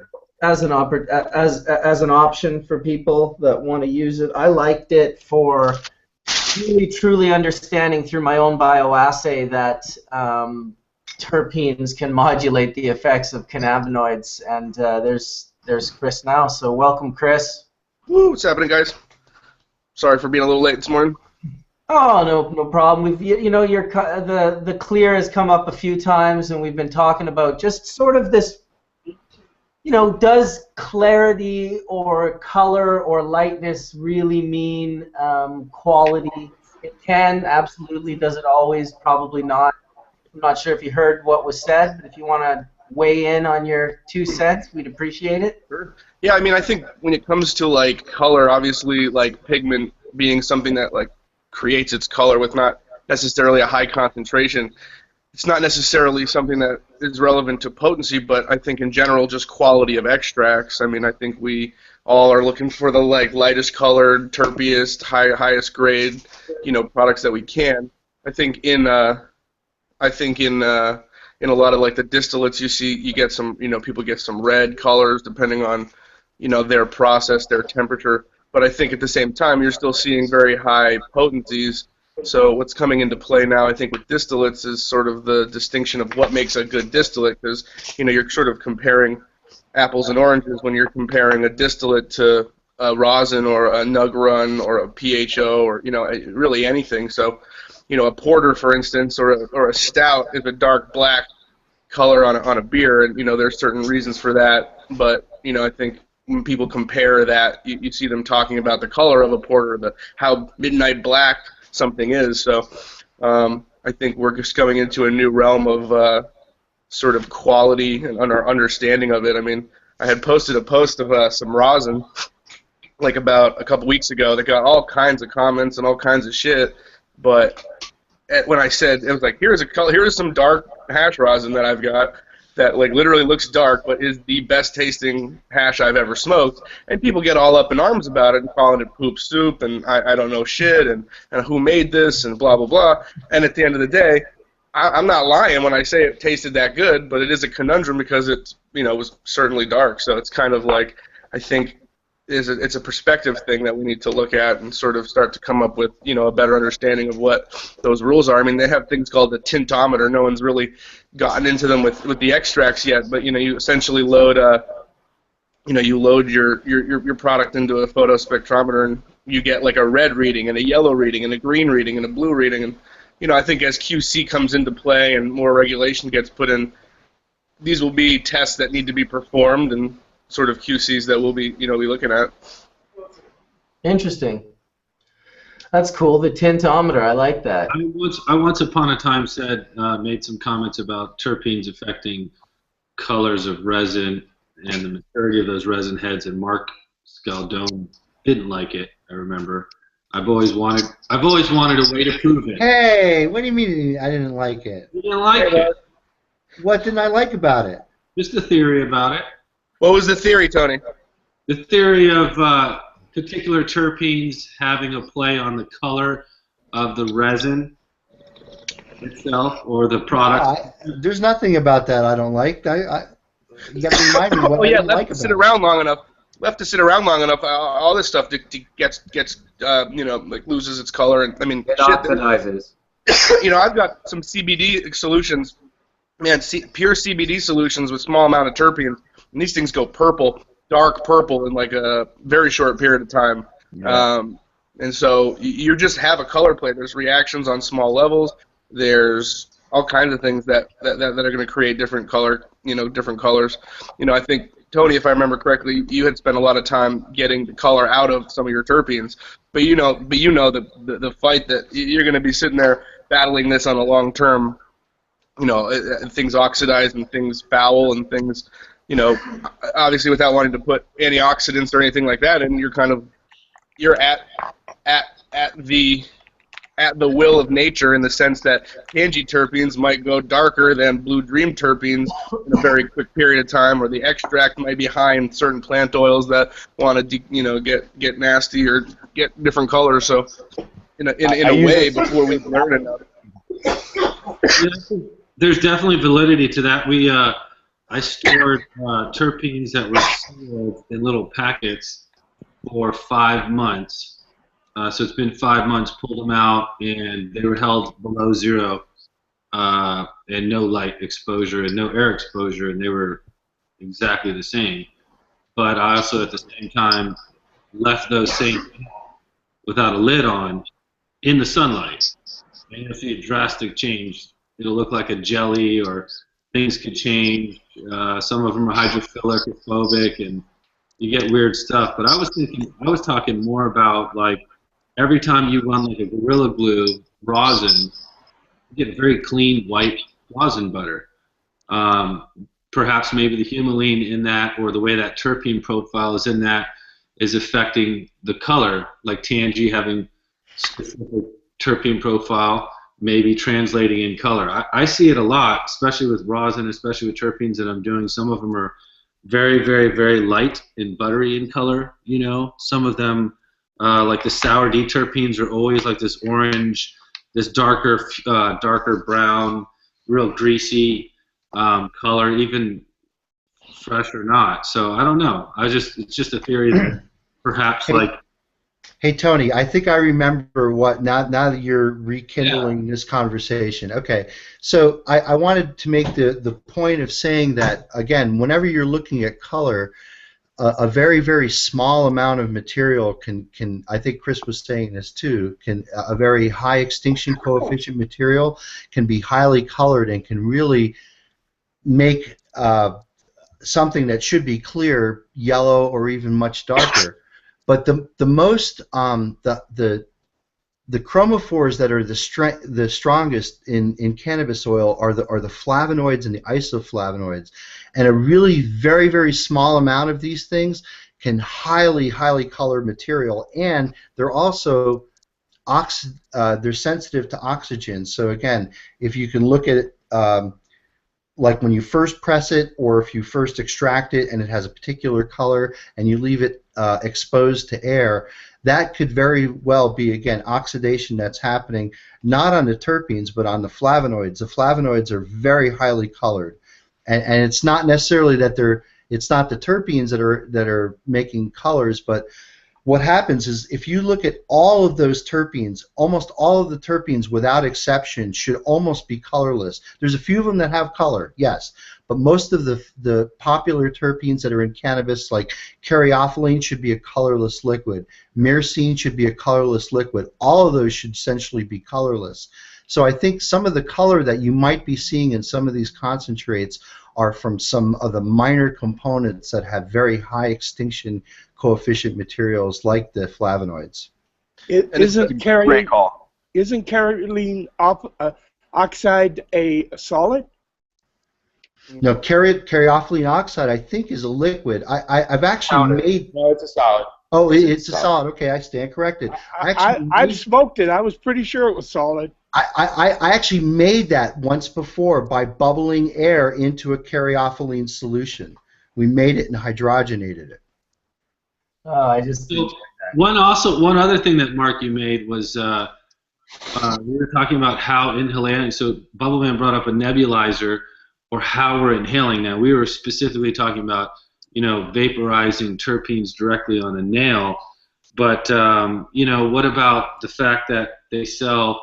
I have this little ultrasound diffuser with eucalyptus that I use, and I've been using them with cannabis terpenes. So they sell this like on Amazon for you to, that's a very small amount though. This is 2 to 3 drops. What's the concentration? Some of these bottles have danger warnings. Some of them have warning labels. So we shouldn't generalize terpenes when we lump. We shouldn't lump them because some are flammable, some not so much. Some are highly volatile. They are, I guess, high alkaline. They emulsify oils, a drop of them. So they're different, And if we generalize terpenes, I think we kind of missed the point. If I'm wrong, hey, correct me. No, you're exactly right. There was a good post from one of our buddies in this terpene community, and I like the chart. I'm going to see if I could find it for you, and it breaks down all of the different terpenes and what they're in and what they're used for. And I put it on the Blue River Facebook thing, so let me grab it for you. I mean, we need to I think it's got to be an understanding that every pure chemical is going to come with a myriad of warnings, and I think I understand what Todd was saying. Certainly, we need to be aware that in pure form these things are dangerous. Most chemicals can be easily abused, not in the sense of substance abuse, but just they're dangerous. Chemistry is a dangerous thing inherently, especially with volatile chemicals and flammable stuffs. But at the same time, I think it's like an order of scale to understand what's a safe range, and so I think it's a little bit, certainly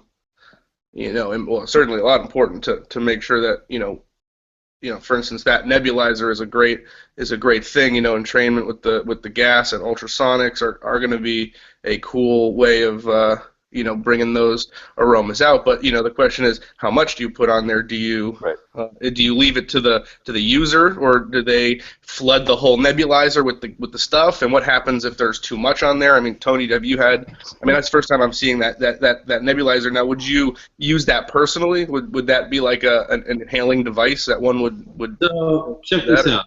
So this is how they recommend it. So I'm going to do it with cannabis terpenes instead of eucalyptus. And I agree, there's a long list of terpenes that you should use, but that you should be aware of. Even like latex terpenes. Are we gonna inhale those? But I think that it's important to know that they all should be used as a diluent. And those are good, Tony. They put more bounce in your step. Well, can I ask this? Like linalool has a warning label, okay? But then myrcene only has a danger label. And then beta-carotene only has nothing. It says it's not a harm. It's got a little blank spot where the other two had a danger and a warning. So what was the three? Todd, was that myrcene, limonene, and caryophyllene? Myrcene had a danger. Linalool had a warning, and I think it was flammable. And then the beta one has nothing on it. And when you read real close, it just says not a harmful. Mark, doesn't that seem a bit crazy as a chemist to have that spread of sort of warning labels on the same? I think this speaks to the lack of standardization in the industry, and I think what it also might speak to is the fact that at one point there was a company that had to register a product that had one of those compounds in it, so they had to do a lot of toxicology testing, say on beta-carotene. And because all of that's now in the public domain, it could be viewed as being okay. It's not that dangerous. When it's not been tested, I mean, I could tell you that myrcene isn't something that's isolated from natural sources. Myrcene is made industrially from the dehydration of geraniol, which is isolated from rose oil, I believe, rose oil and citronellol. So again, some of these terpenes, yeah, they're naturally occurring, and myrcene is naturally occurring, but it's made in a big chemical process by a big badass chemical company in some place over probably in Liechtenstein or something. So I mean, yeah, who knows what kind of regulation you have on this kind of thing that's going on, especially when they just, for lack of better things, selling them as food grade, organic certified, non-GMO, and they're out of Oregon, and you know they're eating a lot of granola in Oregon. I'm just going to throw that out.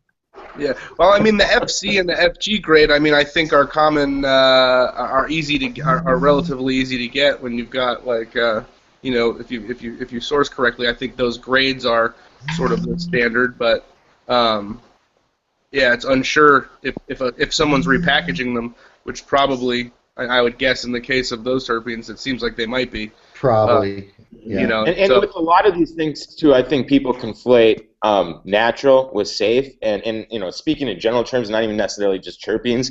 It's kind of always the assumption, well, someone out there is looking out for me, and someone really has tested this in and out. But a lot of these compounds just don't really have much toxicological data on them. So you know, you got to take it with a grain of salt. The warnings, like you said, the warnings, someone might have had to register it and done some toxicology on it, or maybe they just put every warning they could think of on there and left it. You know, I think, especially in the U.S. with a lot of these, you know, isolated chemicals, they're not necessarily hasn't had a lot of toxicology data on them. Right. Absolutely. It's helped to look at the levels that are in plants that you find naturally. A lot of these terpenes are in other plants, and these are very low amounts, so when you're globbing terpenes on products, it's a lot more than what's typically found in plants. I mean, you don't need a lot like 2 orders of magnitude, right, guys? 2 orders of magnitude, because we're talking about something that's at like a fraction of a percent and taking it up to like a percent. So here's a question: how many orders of magnitude is it when we create a concentrate and we go from a 2 to 3% terpene to a almost 10%? Some of these extracts, live resins and water hashes and even dry sift.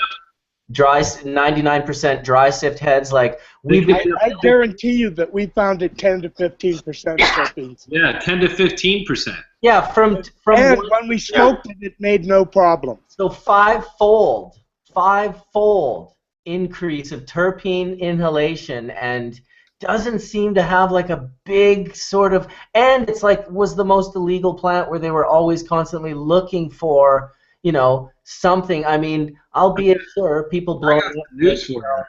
What's that? I got the news for you. I think I'm in like the 17-fold.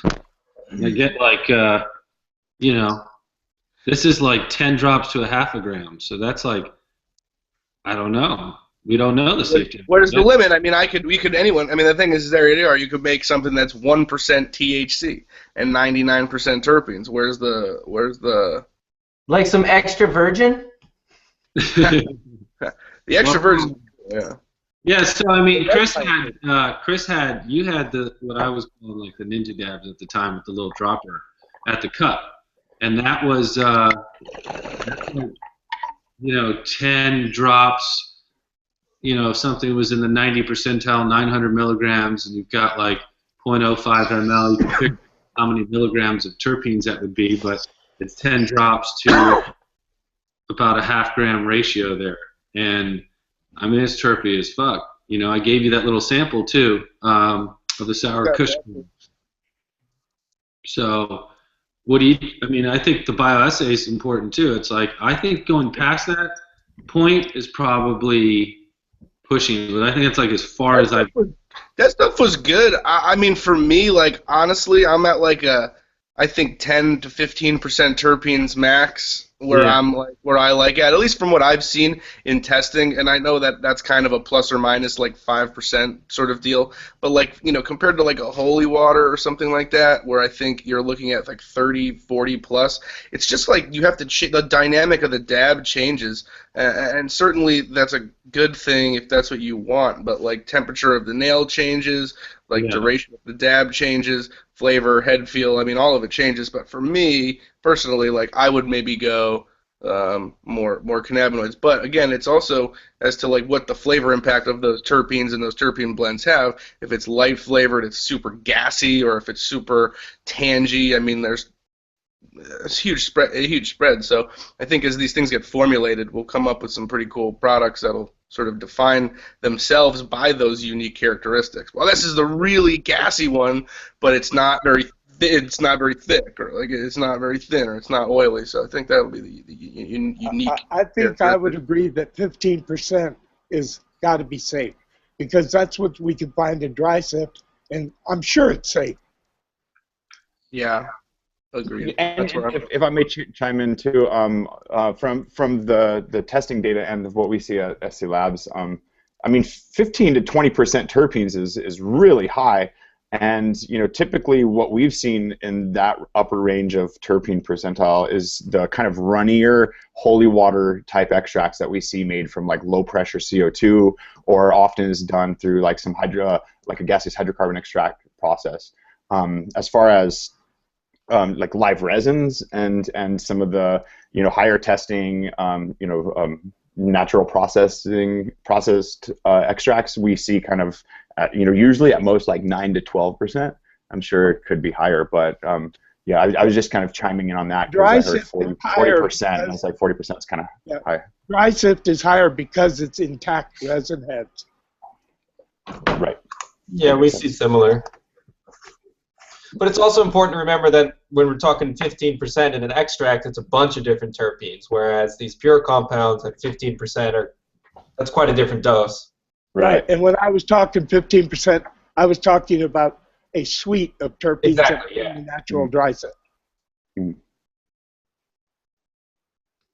Oh, there's Josh for the first time. You've just been a picture for me, Josh. Now I actually see you sitting in your backyard on your patio.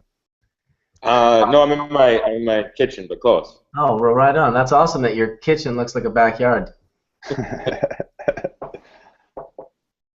You know, and if I may kind of bring something up, I wanted to kind of mention the whole kind of because earlier on we were talking about how, you know, the 11-hydroxy effect and how ingesting there's these different effects being created, and there was the question about whether or not terpenes have an effect in that way.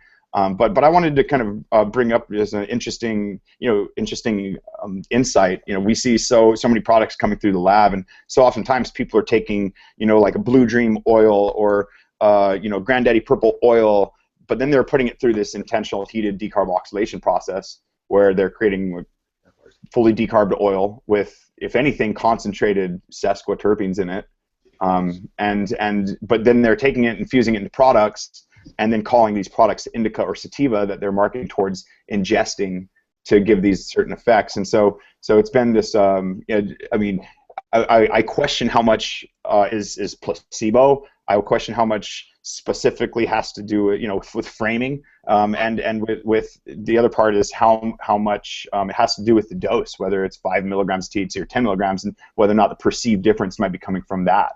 But then getting into the idea of, you know, this new emerging area of research in cannabimimetics, you know, I wonder like how, you know, kind of blending in, if you're making a food product that you're going to be ingesting, you know, what happens if you are adding higher myrcene kind of from, you know, mango extracts or what have you to compensate and adding back into the terpenes versus, you know, kind of, assuming that you're going to be getting some added myrcene from this decarboxylated oil, which isn't the case.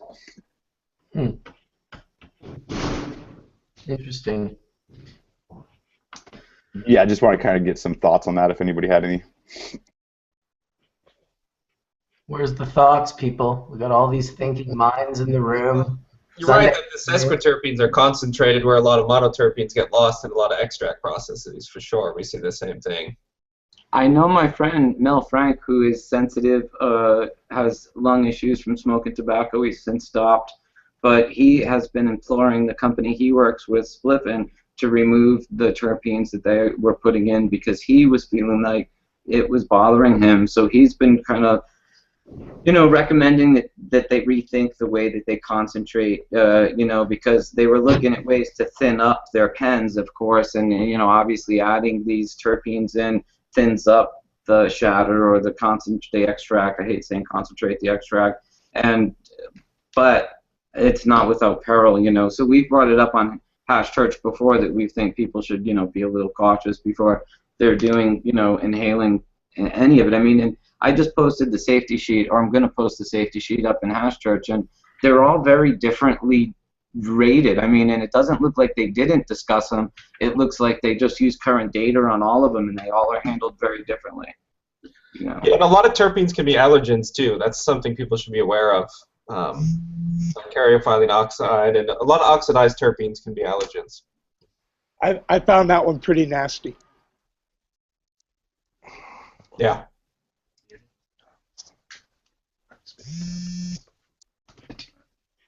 So allergens, they can bother people. So if somebody grabs the wrong vapor pen and it has a high concentration of some over-the-counter terpene that might not interact with them well, they might have a bad experience and then relate it to cannabinoids.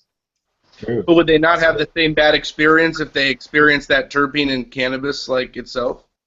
Well, in muted doses, it wouldn't have, it'd be the difference between hearing a tuba in an orchestra and hearing a kid sitting there blowing his tuba all alone next door to you when you're trying to work. It was a very different experience. In Same cannabis, tuba, though. what is it, 2%? 3%? In my formulations, none of the flavors go over 4. None of the terpenes go over like 4%.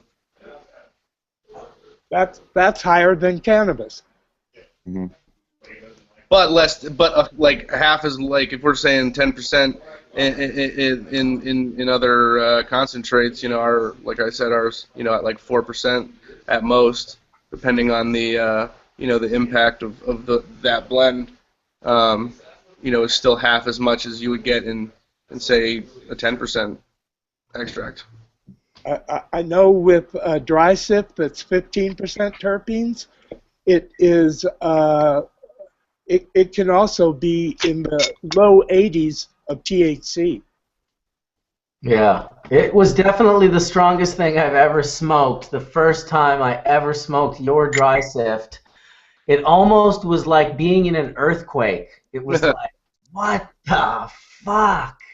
Telling you that is some serious medicine. When you grow it, if you can grow that proper shit in a greenhouse, the right cultivar that you bred that's extracted by you, it's I'll tell you, the rest of the world definitely needs to experience that. Mm-hmm. Hey Chris, let me ask a question. Yeah. So when you guys are doing your distillation, it's always interesting to think that again you could do some type of fractional distillation to actually separate out some of the minor cannabinoids, but when you rip off that early fraction that's very, very thin, it's not THC, it might have a little bit of THC in there. There's probably some degraded sesquiterpenes in there, but man, the odor of that first fraction is just, it's almost, I don't even use the word pungent for it because it's got such a distasteful flavor to it. So you know what we call it, Mark? We call it the stink nasty. Dude, I tried to figure out that shit by NMR. I ran it through an HPLC. I could not figure out. You know what it is? I could not figure out what the bad tasting molecule is. So what is that bad tasting molecule? You get it with an NMR. It's got to be so. Like if you've ever looked at the chemistry of the beer of skunked beer, I'm positive, like 90% positive, something analogous to that. Part per trillion impact. And that's what skunks a beer, a part per trillion.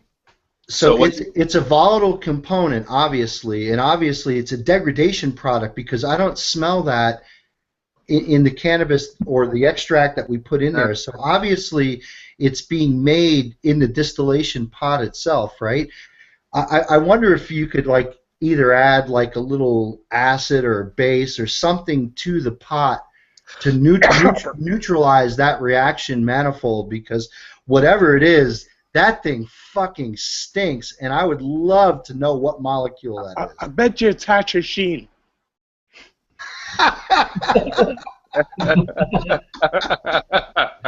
Doubtful. But I think it's out there. My guess is that it's got to be something with fucking sulfur in it, and it's got to have some.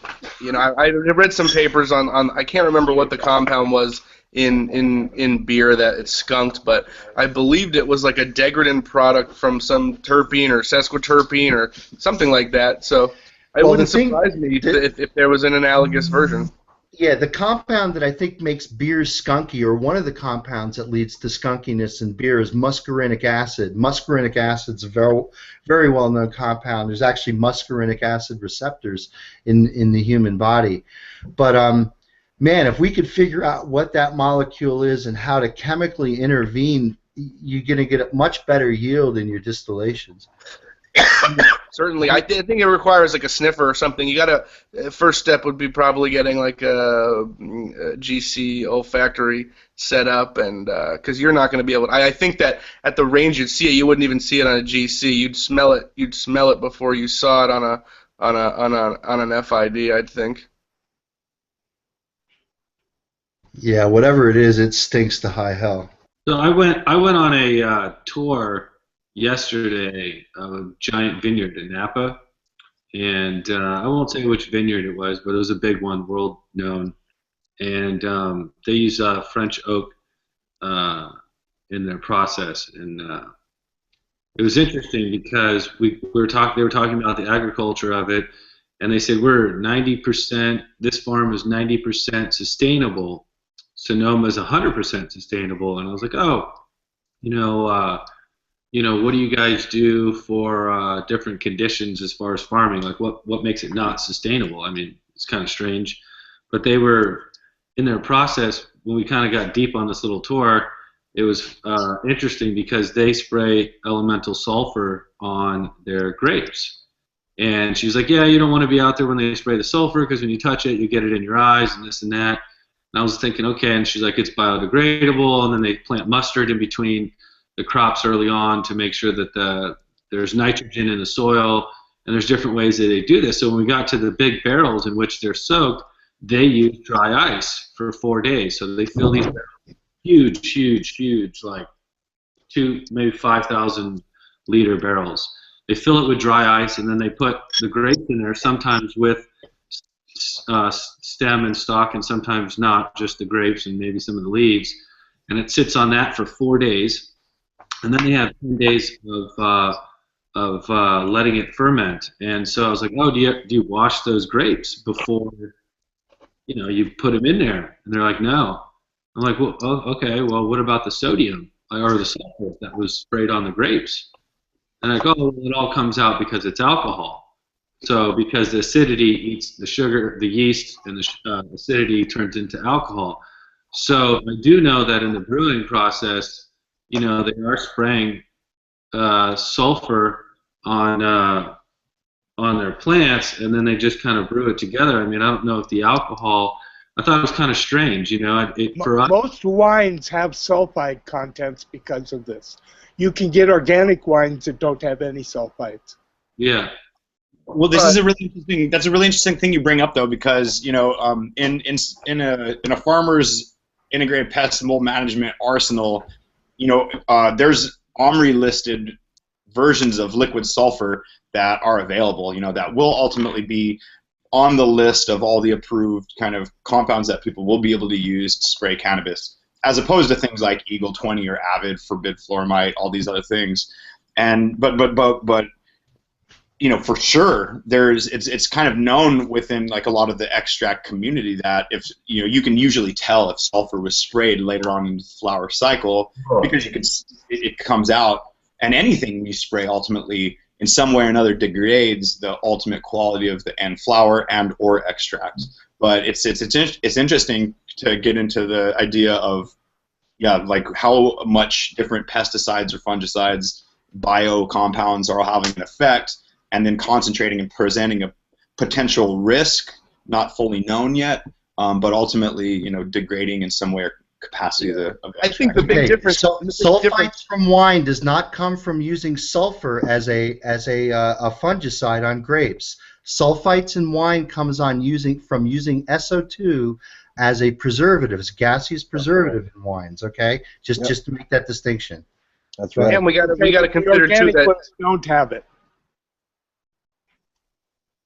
we've got to consider too that when we're like looking at hash and wine, although comparable, like the temperatures involved in both the production and the consumption of wine are very low. So things like sulfur and different oxidations like states are not going to have the same flavor impact that you would in a smoked or a high heat distilled or purged process or whatever. So again, it's going back to this reoccurring theme where like we need to come up with the right rules as the people who know like what the common important factors are here. Otherwise it becomes just kind of like we'll compare it to this or that, and I mean like it's just I think it's important that we start establishing these things as what's important. Not to get on the side. But. Absolutely, I'm just enjoying listening to the conversation. The first time I ever discovered sulfur being sprayed, and it was obviously for powdery mildew, was back in the 90s when I first started my water hash company, Bubble Bags Fresh Headies. And I was making some stuff, and it was coming out great. And I knew some great growers. Breeder Steve was one of them that gave me some beautiful material that produced this incredible quality resin that led me to be more interested in isolating glandular trichome heads to pure 99.9% head ratios.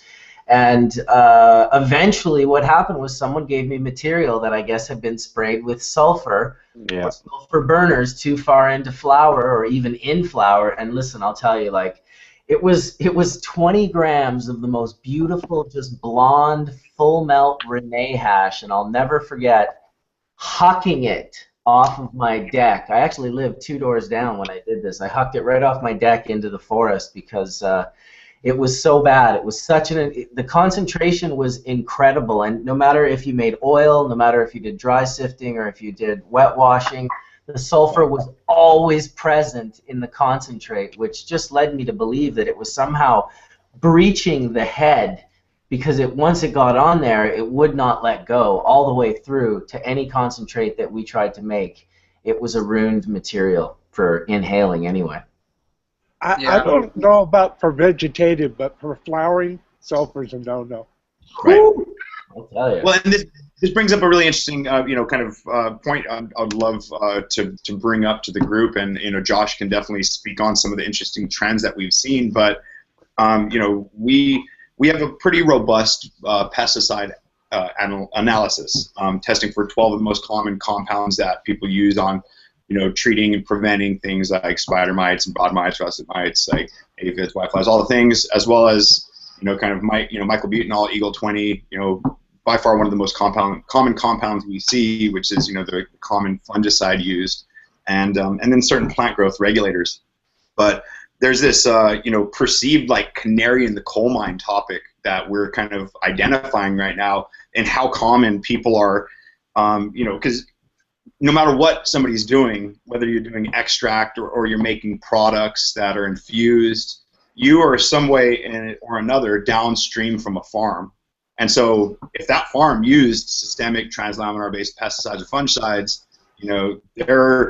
we're seeing a pretty high rate of detection, not only in the flower but in the extracts. And whatever's on the flower is going to concentrate in the extract. But then further, we're seeing this, like one of the more interesting parts of the story is how common we're identifying in the extraction process this space of cross-contamination that's happening from lack of best practices that an extract maker has in their process to sterilize their machine or do dry runs with iso or ethanol on their machines in between runs. Because if you're doing contract extraction and you do for 5 farms and all of them are organic except for this one farm that sprayed Eagle 20 like week 4 of flower, if you run that dude's material first but you don't subsequently clean the machine out afterwards, the following batches we're seeing a really high level of cross-contamination happening. And this goes across distillation, this goes across CO2, and this goes across butane closed loop systems.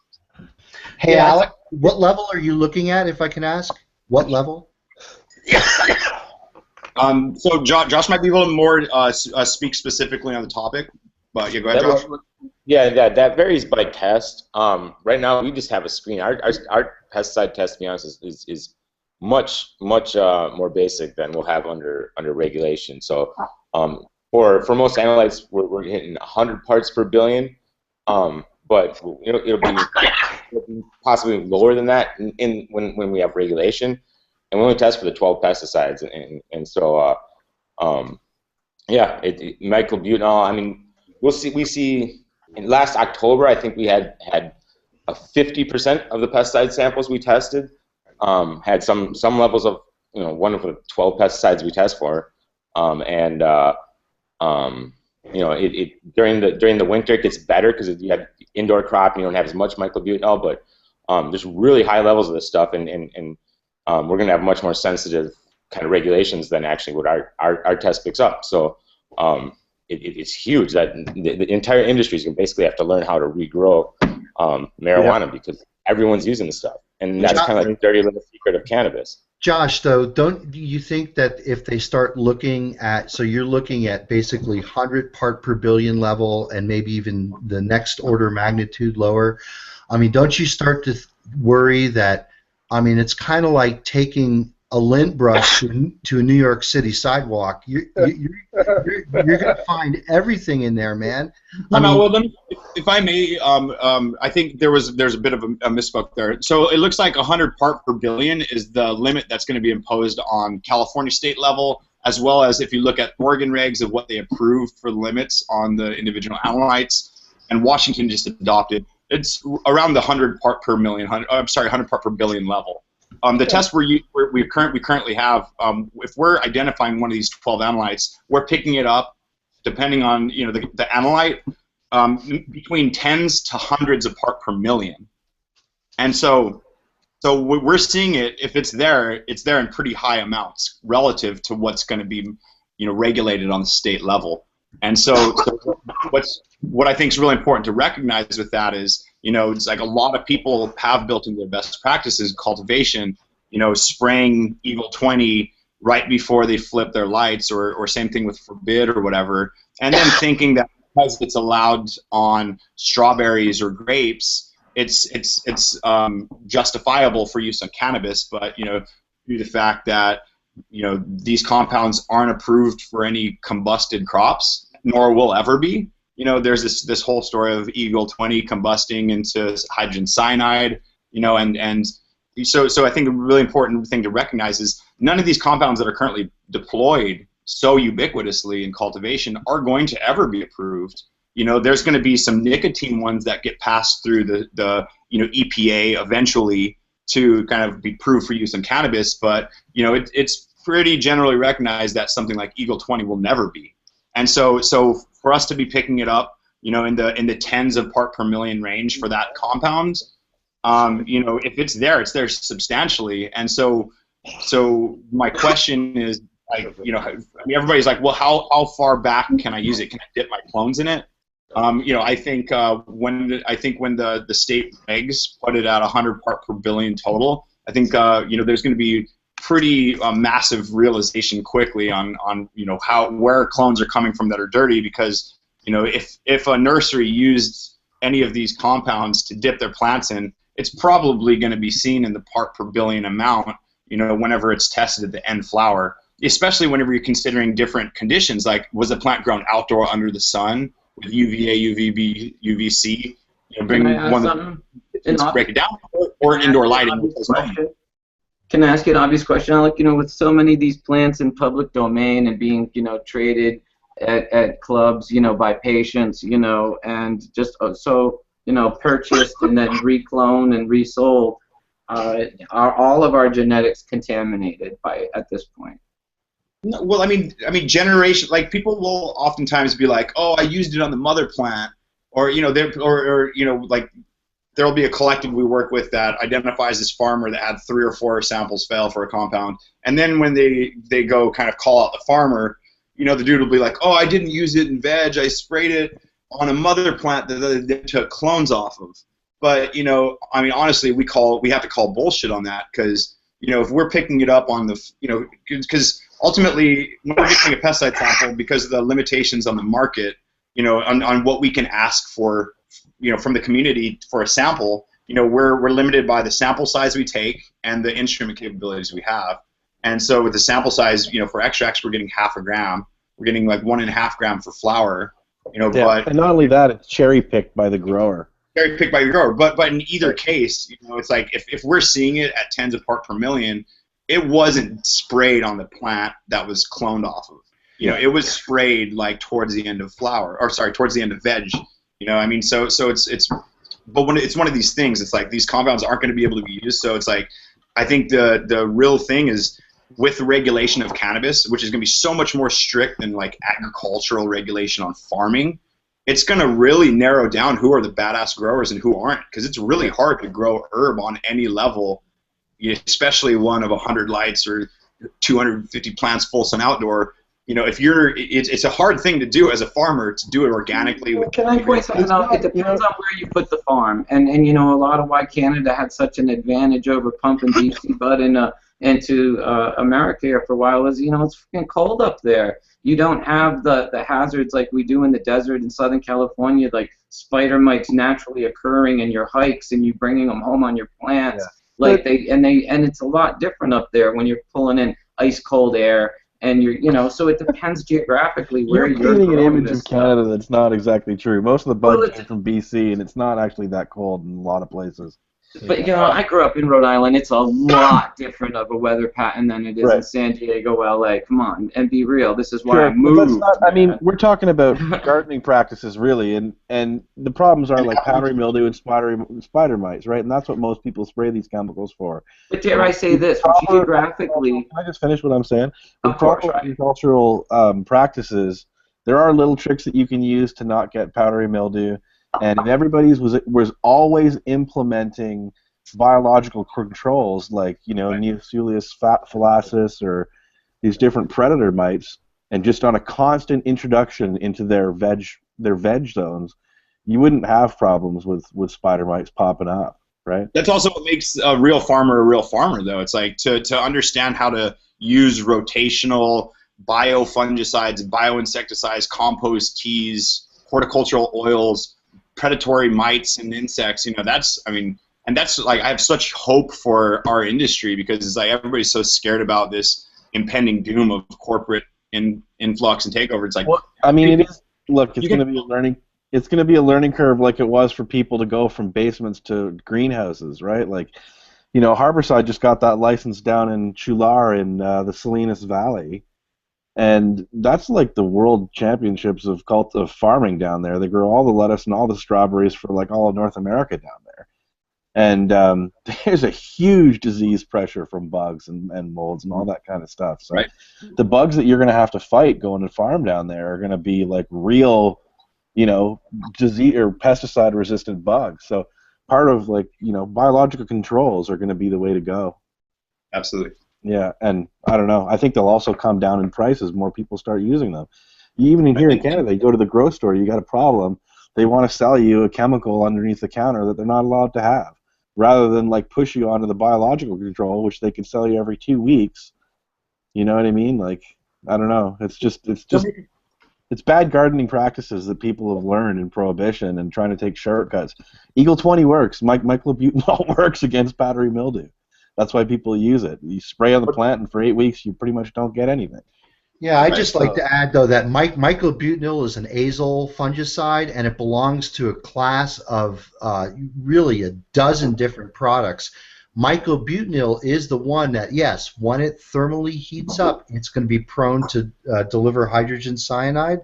There are many other azole fungicides that can be used that don't have that susceptibility. So myclobutanol and Eagle 20 is just one of them. There's a whole bunch of other azole products. Most of those azoles have very, very low mammalian toxicity, and very low oral toxicity. They're the kinds of fungicides that are used to control yeast infections, athlete's foot, like miconazole. So these things don't have they're not very toxic. The problem is, there's two problems.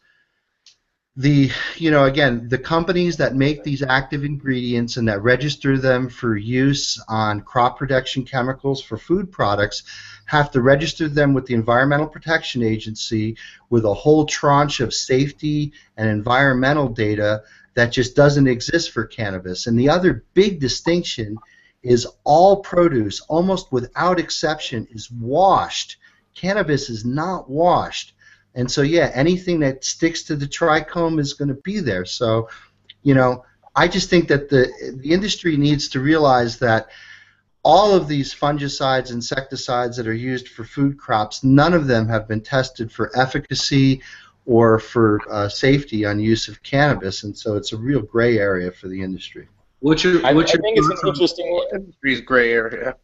I was going to say, what's your guys' thoughts on washing cannabis? I know farmers that wash their plants, especially if they're not going to smoke them, if they're just going to wash them, cure them. Yeah, but who's to say that the solubility of any of those compounds are going to be soluble in water? I mean, like, you're going to be stuck in a situation where you're going to find ways to get rid of pesticides that are on you're going to just degrade the quality of the plant material at that point. I think we just not even for that, but for powdery mildew, I think maybe you're saying. I know Jorge was recommending people do that for a while. That's what I've heard, and I know I have a friend who's in Hawaii or something, and they were talking about washing the plants before they cured them and smoked them, and they just was traditionally just dunking the plants, and that's been. I think a lot of that is also a bad agricultural practice. Like, if you're growing a variety that's suitable to your environment, you don't not like Kush in a greenhouse, pretty much. But if you sprayed Eagle 20 and the Eagle 20 is now permeated into the but I'm trying to not talk about spraying Eagle 20. I'm trying to talk about other gardening practices, like even horticultural grade hydrogen peroxide or stuff like Green Cure, which is SLS. Potassium bicarbonate, right? These things that actually they fry the spores, powdery mildew spores. So if you're on top of your cultivation, you can actually be working on this stuff preventatively, right? Yeah, I was just making the point that most of those things, even if you did wash the plant, because it's already sort of stuck into the trichome and stuck into the cuticle, I don't even think that washing the plant would remove something like Eagle 20 from the resin. I don't think so. No. Because they're not very. I recommend people use it. You know what I mean? That's really like Alec is saying, it's not the way it's going to go. Josh, you've been trying to jump in on something for a little bit. Well, no, I think that's just the interesting experiment. Is kind of since we have this weird federal ban, we don't have any direction on pesticides, and like you're saying, the biodynamic solutions are going to be the only ones that really anyone's going to be able to make a case for. None of these states are going to take. What's going to help everybody is they will develop resistant varieties. Resistant to mildew, resistant to mites. I've got varieties which never get mildew. I've got other varieties which seldom get mites or not very severely. Yeah. So in the future, this will be the way. Yeah. Well, it's like we have varieties that are both, but the ones that are mite resistant typically aren't the ones that are PM resistant. So it's choosing the right cultivar for your environment. And unfortunately, the market is dictated by what the palate wants, right? So you kind of have to grow some things that people want. I think you can work more with those bees. Frankly, I think more usage of different pests. I mean, in somewhat in jest, but more usage of predatory pests. I've talked to a number of people who on large scale had a lot of success with that. I'm not that big of a grower, but it just seems like sort of a no-brainer to build sustainable sort of environments that obviously would require different animals in the case of obviously insects. The thing is, they're not cheap. So people, when you start talking to people about using predators, it's like, wow, that's a lot of money. And it's like, look, you're going to lose a lot of money from having chemical damage, and then you're going to have to spray with chemicals anyway to treat them when you get them. It's better to just be preventative about it and start using them from the beginning. It's more expensive and it's more work to use predators. But it's the only logical way to do it.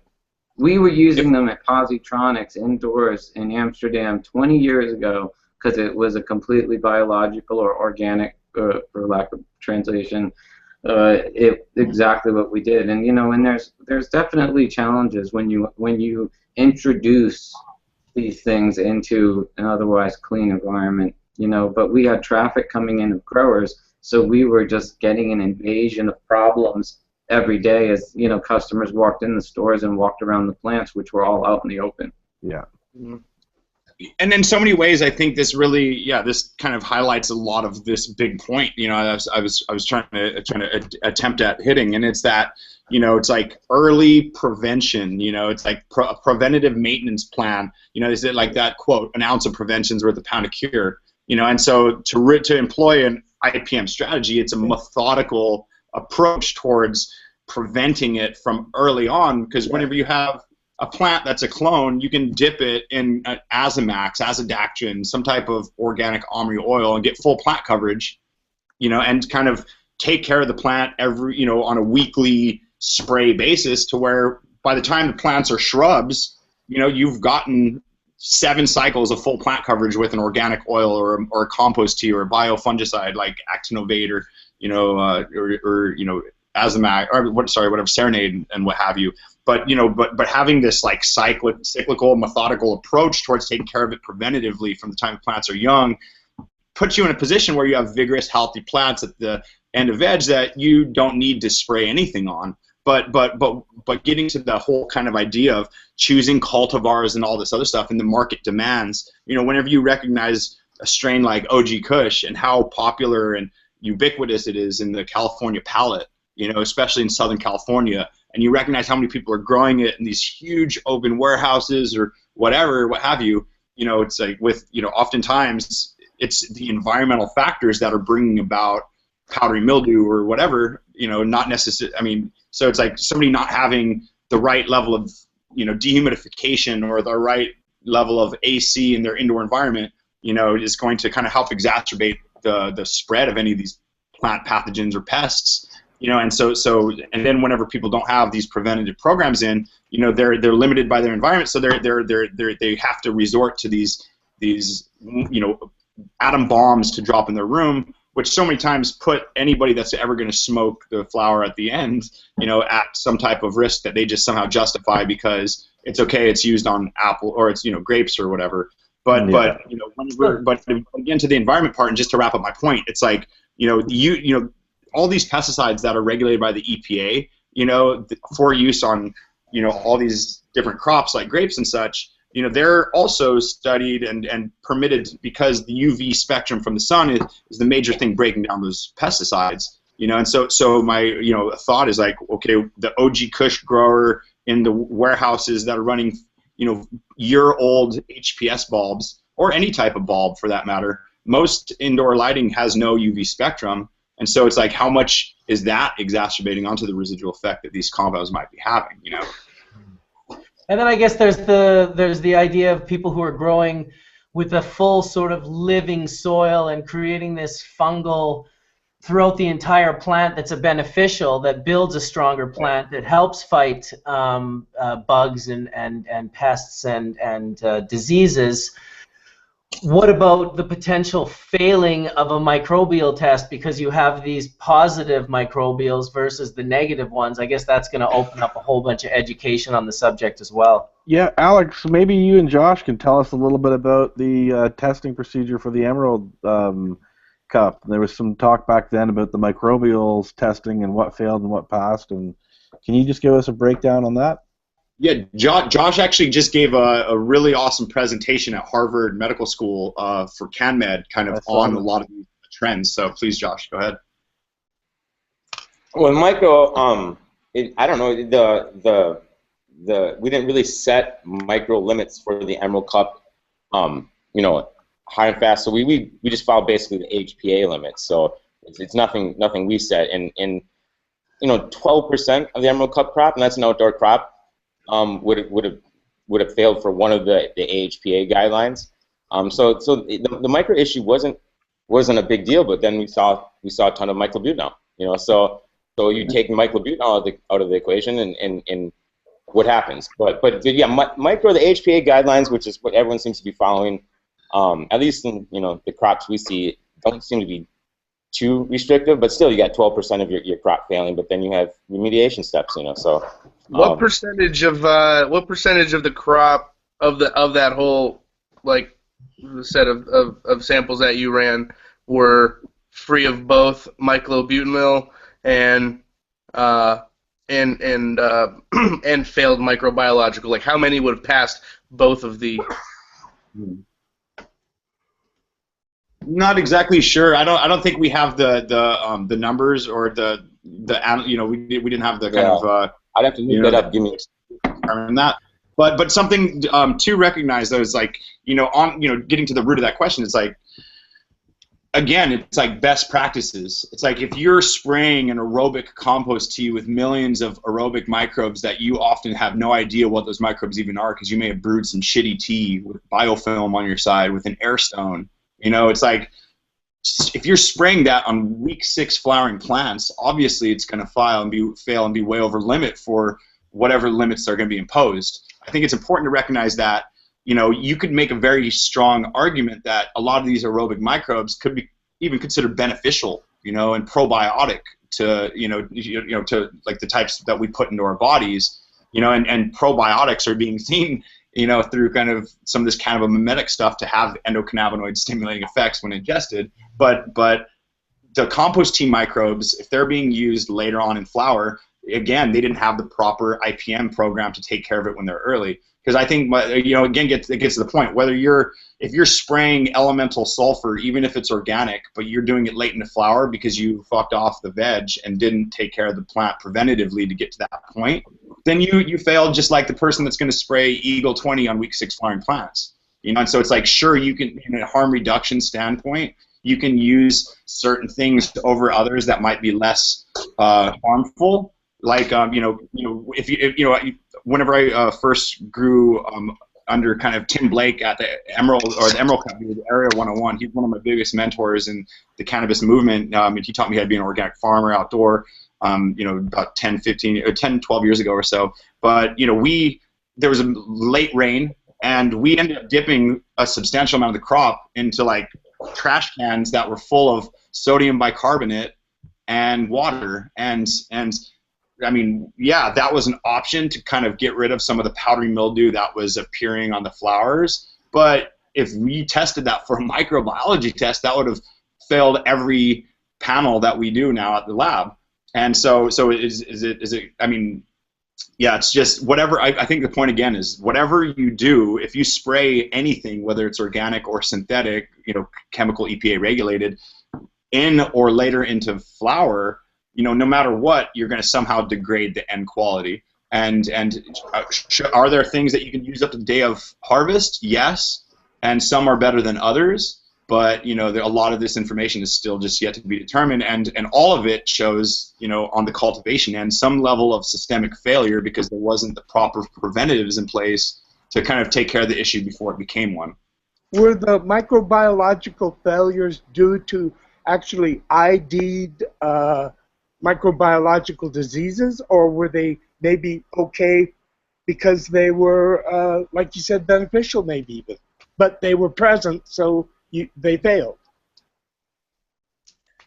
Yeah, I think this is why microbiotesting should be more specific towards certain organisms as well. Exactly. Yeah. So are you guys studied? Well, Aspergillus is a known fungi that causes lung infections from cannabis. There are case studies about that, but no state requires that test yet. It's just totals often, which aren't so clear. Are you guys using the? Sorry, Alec. Just wondering if you guys are using the medicinal genomics testing for that stuff now, or you're still using the 3M plates. We're still using 3M, and that's all that. Sorry, go ahead, Josh. I apologize. Well, I was just going to say with pathogen detection, we don't use medicinal genomics kits, but we use similar technology. But we do PCR for pathogen detection because it is better and it's quicker, and but then we use standard just Peachy film for the rest of the assays, and that's the thing too is you can design a really high-tech test that with PCR and factor out all the beneficials and do speciation, but that gets really expensive. And it also it slows the process down, and really, I think you have I don't think you have as big of a micro issue, at least in the state of California with the samples we test. It's going to differ regionally, but we don't have as much of an issue with microbiological contamination as we do with other things. So you can try and design these tests, and you can build costs into it, and I guess it's counterproductive from what I'm saying, but also at the same time, I just don't think it's going to be a major problem with the crop growing in California. I think that's what's going to be advantageous about coming to California to grow marijuana. When do you think people will be able to test their living plants for virus infection? When will they be able to? Yeah, you guys can do that probably by test their living plant for viral infections. Yeah, you can do that. It's done in a lot of industries. It's done in the grape industry. We don't do that at our lab, but that's definitely possible.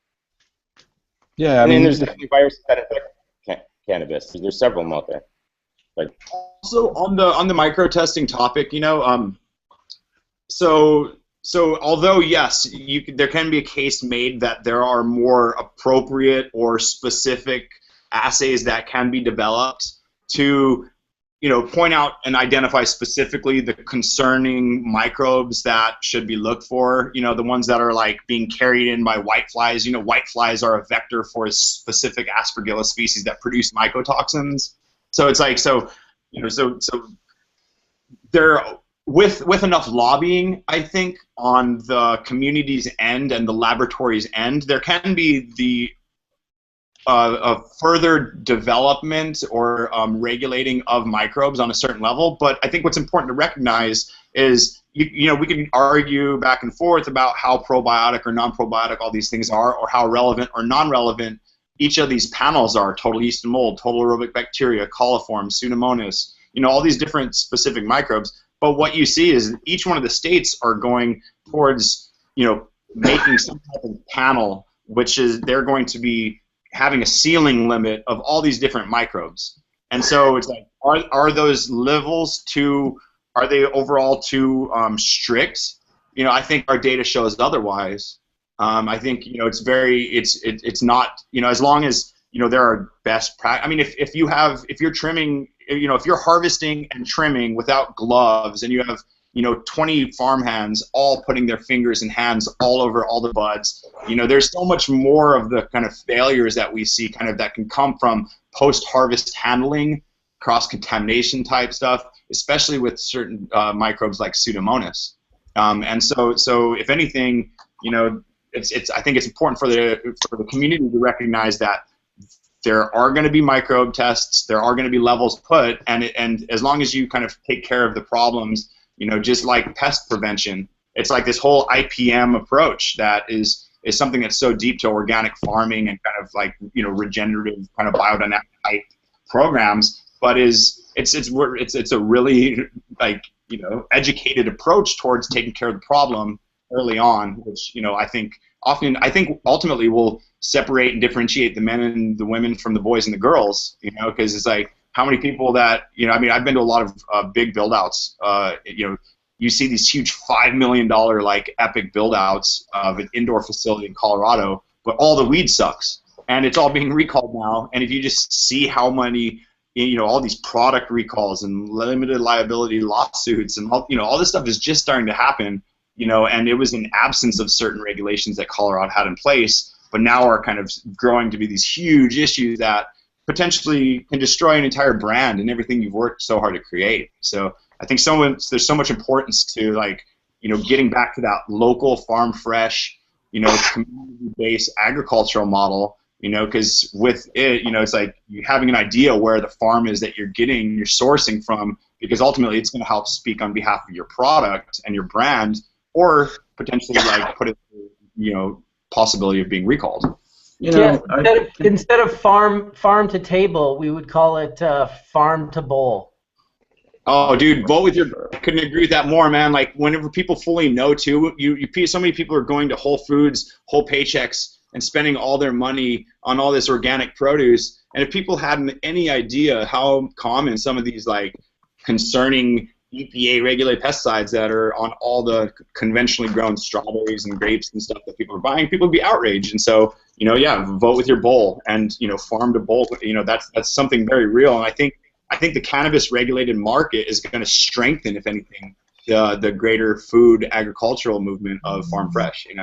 Right. And can I just point out, though, don't you guys think that success starts small in a lot of cases? A lot of these people in Colorado are inexperienced. They've got funding, but they don't have a whole lot of time in the garden with their fingers in the dirt. They don't know what's going to happen. They can afford a lot of lights, but they don't foresee one little bug coming in and ruining their world. Right, 100%, man, and again, how many people though in like the Emerald Triangle, which I feel like in all over California, all over the West Coast, including Canada, it's like, to be able to, there's so many OG old school people who have been growing on this level, don't even know what Eagle 20 is for so long, and generations like that. So I feel like that's a built-in level of resilience that the local small, medium-scale farmers have in their program, and being able to. I think California has a ton of practical experience doing this. This is why, it's been a mecca, for, if you will, of cannabis genetics and people coming to it for decades now. And you see people trying to replicate it, and it looks easy on the outside, but it's a lot harder in practical application to do what you see. A lot of these, farmers doing in these hills in these greenhouses, especially when you start setting up and you start having real problems. Suddenly they're in panic mode, and where you've had gardeners up here in the hills of Humboldt, Mendocino, and other places fail many times before they learned how to get into that groove. Startup companies can't afford to do that. They got a ton of money in the climate. There's a second runner, they're screwed. And the climate, there's a reason. Most of the produce grown in America is grown in California. We have a great climate for it, and I guess. That was my point too. Is that on fresh cannabis, at least with the guidelines that kind of everyone's floating around right now, I don't see it as a huge issue, but it is a perishable crop. So where we do see problems is in storage, and also another thing to consider with the micro issue is food products. Food products, you have a lot of mandatory testing. If I'm going to make a processed food product, as soon as you put a little THC in it, there's relatively no oversight, and that's our biggest concern. Is at least for me is we have this wholly almost unregulated edibles market, and it's not necessarily cannabis safety; it's a food safety issue because the FDA won't touch it, and so that's another kind of issue that I think the cannabis industry is really going to have to face, and probably sooner rather than later, because that's what's going to give us a black eye. I think cannabis has been a relatively safe product, and yes, there's certain pathogens that can pop up, and we do see E. coli once in a while, but not an alarming amount. But a lot of these food products are really, really scary, and that's something that I think we could end up shooting ourselves in the foot as an industry if we don't really take a look at that and solve it before there is some sort of issue. If the growers up in Emerald Triangle use BT, bacteria thuringiensis, will that cause a fail? On that level, Rob. So very interestingly, I will work closely with this group that you're familiar with in Davenport. One of the OG groups, kind of, that have been kind of leading the movement in California, and here in Santa Cruz, part of the pioneers of Prop 215. So they essentially we saw a very interesting trend. They had a new garden manager a couple of years back, and he ended up spraying dipel. Dipel is BT. It's Bacillus thuringiensis, however you pronounce it. But they were using BT on this rotational level, thinking everything was good, but they just had it part of the process to spray up to week 4 or 5 of flower. And what was really interesting is we saw about 60 to 70% that year of their entire crop in coastal Davenport kind of essentially kind of be identified for way above level microbe counts for not just aerobic bacteria, but it was for yeast and mold, for coliforms. You know, there was just a ton of stuff, and it created this really high level of overall crop, quote, failure, but wouldn't necessarily be a failure, you know, compared to like tobacco standards, compared to food standards, you know, for aerobic bacteria. But anyway, my point is, so it was like it was nightmare type situation where so much of the entire crop had to be dedicated that year to going and making into extract. And it was what it was, but you know, after kind of doing the due diligence and back tracing what was happening, you know, identified, you know, the bioinsecticide used kind of later on into flour, you know, that was, you know, the huge point. So you know, kind of it was recommended, and in the subsequent years, to not spray that compound late into flour, and so just like all the other sprays, they were all stopped. You know, there's no more foliar application. You can root drench BT or compost teas and everything like that all to the day of flower, or to the day of harvest. Well, but you don't spray it on the plant. And so the next years, and just to finish the point, the next years, they were, you know, less than 5% overall crop failure, you know, from kind of above limit microbe levels. And they're again in coastal Davenport, you know, which is kind of humidity, kind of, you know, all this stuff. And so is the BT or BS application issue a big one? Yes, if you're using it improperly. If it's not used improperly and it's kind of all stopped as the plants are transitioning into flower, then you're golden. Yeah, well, that's kind of what's happening right now. Is all the growers they're not real growers that learned agriculture in a greenhouse. You know, they're people that learned to grow in a grow room, and they picked up all these bad techniques. Bacteria and viruses. Bacteria and viruses need water to grow, right? To reproduce. So even when you're spraying, you're increasing the humidity on the flowers, and you're actually giving bacteria more ability to live, you know? So that's just bad agricultural practices. And then I think it's even more kind of, you can divide up a little finer than that too. Like, you know, your bacterias are usually pretty relatively, like, compared, the only kind of real comparison we have is tobacco. Compared to tobacco, the aerobic plate count load, which is your bacteria, is much lower than, say, tobacco. So if we're trying to I guess set some sort of comparison, that's not as much of an issue. But cannabis is stays much wetter than tobacco. Tobacco is dried out, you know, much farther than the cannabis, and so yeast and mold I think are a little bit bigger of an issue with cannabis. So those counts we see much higher in comparison to like tobacco. So and that's the thing here is you know, we've got some guidelines out there, but I don't think we've really done anywhere that I've seen in the world where we've done a really good I guess justification for these limits that we're setting. We're just kind of trying to pull things from different places, and so Josh, go ahead. Could you speak on the tobacco micro topic? Well, that's what I'm saying. You know, with tobacco, you know, your aerobic plate count loads are like an order of magnitude higher than cannabis in average. But then with like I said, yeast and mold, they're much lower. Tobacco has almost no yeast and mold on it. So cannabis has kind of a huge load compared to tobacco. And so what are the long-term effects of that? Who knows at this point, I guess. Hey, I wanted to ask you one thing also about your presentation at Canamed, which was awesome, by the way. You mentioned something about a negative correlation with terpinolene in the varieties of the cup. Was I correct? What? You're talking about the correlation of certain terpenes and their presence at the Emerald Cup? Well, yeah. So yeah, in the Emerald Cup, and that's why I'm kind of sharing this data. It was, you know, it was actually great for us to kind of do them all, and obviously they're public, so you can kind of compare the data, and it's a really good kind of, I guess, cross-section of the you know, California outdoor market. And you know, you look at, and it's kind of always something I feel like that the laboratories kind of did a disservice to the industry when they, you know, when we started doing cannabinoid testing, is it became this kind of bigger is better thing. And a lot of these interesting strains with, you know, unique terpene profiles, because they tested 12, 13, 14%, they just kind of went away.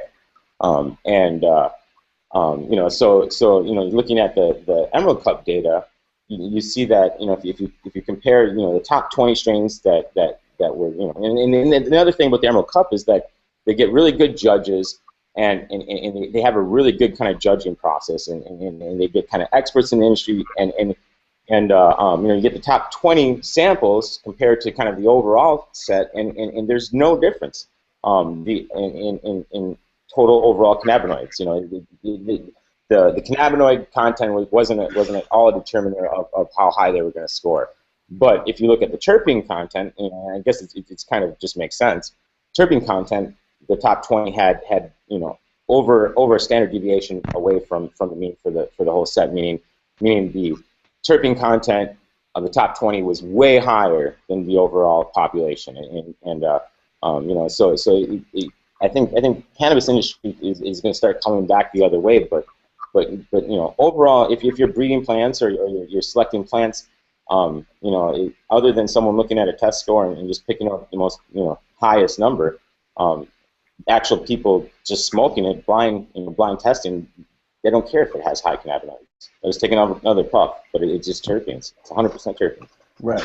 But so I thought that you showed in your presentation that a correlation of a whole series of terpenes and what was found more common in the samples and what wasn't as common. No? Yeah, I have that data. I didn't present that there. And I don't have it in front of me. I could pull it up. It's a little early in the morning for me to. Because I noticed this thing around the world in different markets where there's actually seems to be a regional preference for certain flavors. And there are terpenoline dominant. That is an interesting thing if you want, just to speak on terpenoline. It's this unique. It is a unique terpene. When you test 100 strains, 90 of them will have almost no terpenoline, and then all of a sudden, certain strains are just terpenoline dominant. And most of the other kind of like major terpenes are always there, but just not in this high amount. So, if you kind of graph out some of these other major limonene, myrcene, kind of beta-caryophyllene, pinene, the ones that kind of, the major terpenes, they're always kind of there. So, if they're there a lot or they're there a little, the major ones are there. But terpenoline is kind of just the unique terpene from at least the ones we look at. We look at 34, I think now. And so, and there's a bunch more, but I mean, it's like so much time in a chromatographic run, I guess. But yeah, so terpenoline is the one terpene that I found that it just behaves that way, and if you kind of graph them out, it just behaves differently. Why that is, I don't know, but yeah, it's either there in huge amounts or class of strains. Sorry, Alex. But did any of this winning samples have that terpenoline in them? Well, a lot of the winners, Josh, if I'm not mistaken, like there was like it seems like a lot of myrcene was kind of the favorite this year, right? Yeah, the top 3 were myrcene dominant strains. There was 1 or 2 in the top 20. There's 1 or 2 terpenoline dominant strains. A lot of myrcene. But yeah, a lot of myrcene dominance, which is curious. It's kind of counterintuitive, and maybe just people are overall too good. How much was myrcene dominant? Because I mean, even the OGs, a lot of the times under certain cultivation conditions, and you can see from Mark's presentation that a lot of the OGs become myrcene dominant, but under other cultivations they're either beta-caryophyllene dominant or limonene dominant. So there is that interplay, and that could just be the cultivation environment, that's pushing some of the myrcene up in those varieties. It would be really cool to be able to see all the terp breakdowns of each variety. I don't know if that's posted somewhere or not. There's a lot of the data for the Emerald Cup winners you can find on the Emerald Cup website. I'm not too sure how deep their pages go on the individual dominant terpenes in each strain, but we can definitely help kind of get that. If you're interested, kind of check it out. Some data. I'm sure the Hatch searchers would be interested in seeing that. The other thing I want to give you guys a prop for is your website. You've got that really cool database that people can come in and put in the names of varieties and search based on tests that have terpene results or only cannabinoid results or certain dispensaries or whatever. And that's really a cool little tool to play with for people that the cool thing is, since we test for so many kind of retail outlets, obviously, our clients' data is the data, but majority of our clients choose to make the results public, and it's kind of cool. Yeah, then that information can be out there for anyone to kind of take a look at, and it's good that kind of it speaks to kind of the openness of All data is private, though, unless the client specifically makes it public. Oh, that's cool. But the majority of the tests we do, the people choose to make it public, and so it's cool. I mean, anyone can go look it up. We have it, you know, and a lot of the other labs do the exact same thing. You know, People really need to learn about what varieties are. I mean, this is part of the name game confusion that happens. Is OG Kush becomes a popular name, and then all of a sudden you're on the East Coast and somebody's got a Myrcene pinene strain that's calling it OG, right? Even up here in Canada in the legal market, there's a company called Tilray, and they're part of Privateer Holdings, which is this big money play made up of, you know, Bay Area folks and some other people, and they're pushing their OG, which is a pinene dominant variety. Well, they're also pushing their Jack Herreras and stuff as pinene dominant varieties, and pinene is not in any way in Jack.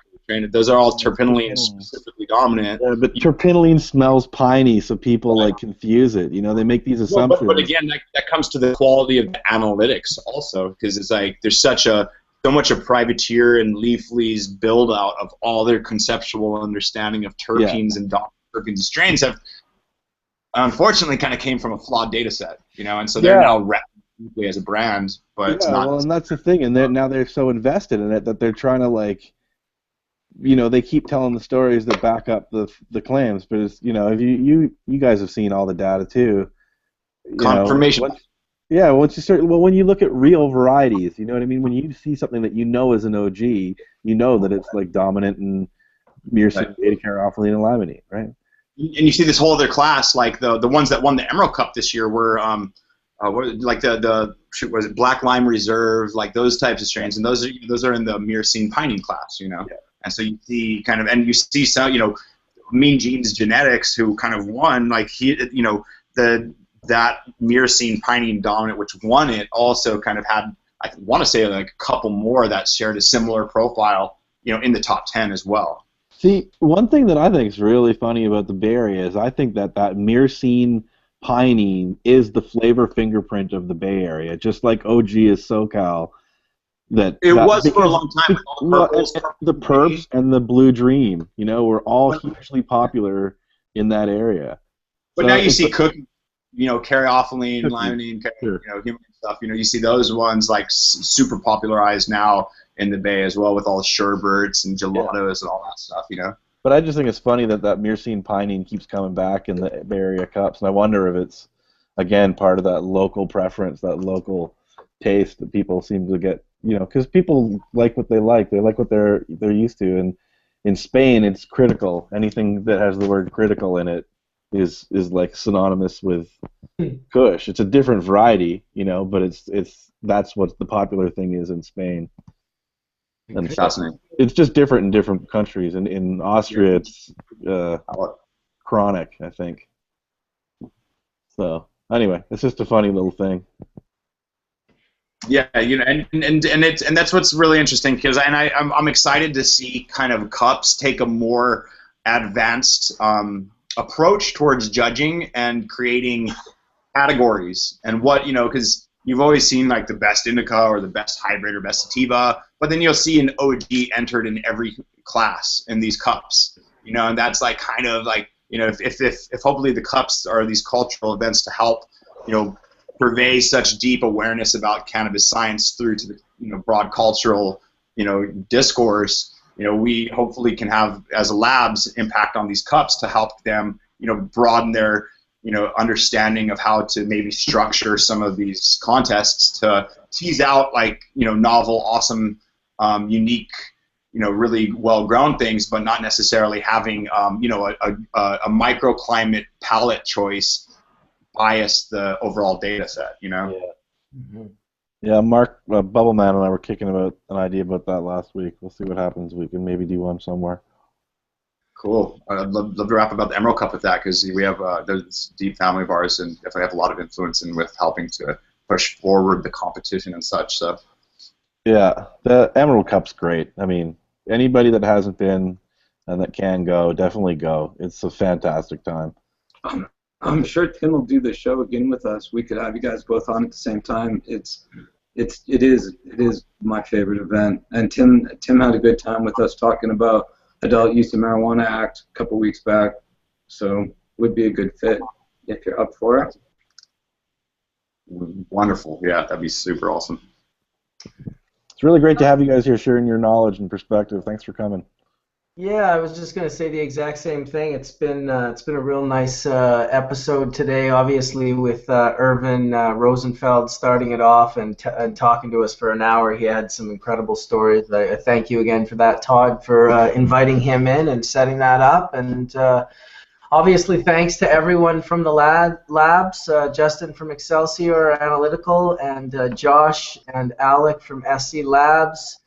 Thank you, Skunkman Sam and Chimera, Mark Scialdone, and as always, everyone that has been but is gone, Chris Barone from The Clear, Tony Verzura, anyone else that I'm forgetting. Thank you guys for making Hash Church what it is, a really cool amount of, a 4-hour block of time where we can get together and share and talk and discuss and just see where the conversation leads us to, and hopefully it leads us to a little bit more learning and a little bit more education for those watching. We got 700 people still with us, and I want to thank all of you as well for watching, and we will see you next week. Tony and I will be at the Lift Conference in Toronto doing Hash Church from there, and I hope to have all of you back again real soon. Once again, really thank you guys for sharing your time.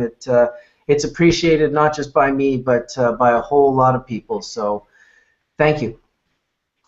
It's an honor. Thanks, guys. Perfect, Sam. Way to end it with the bong rip. Peace out, everyone.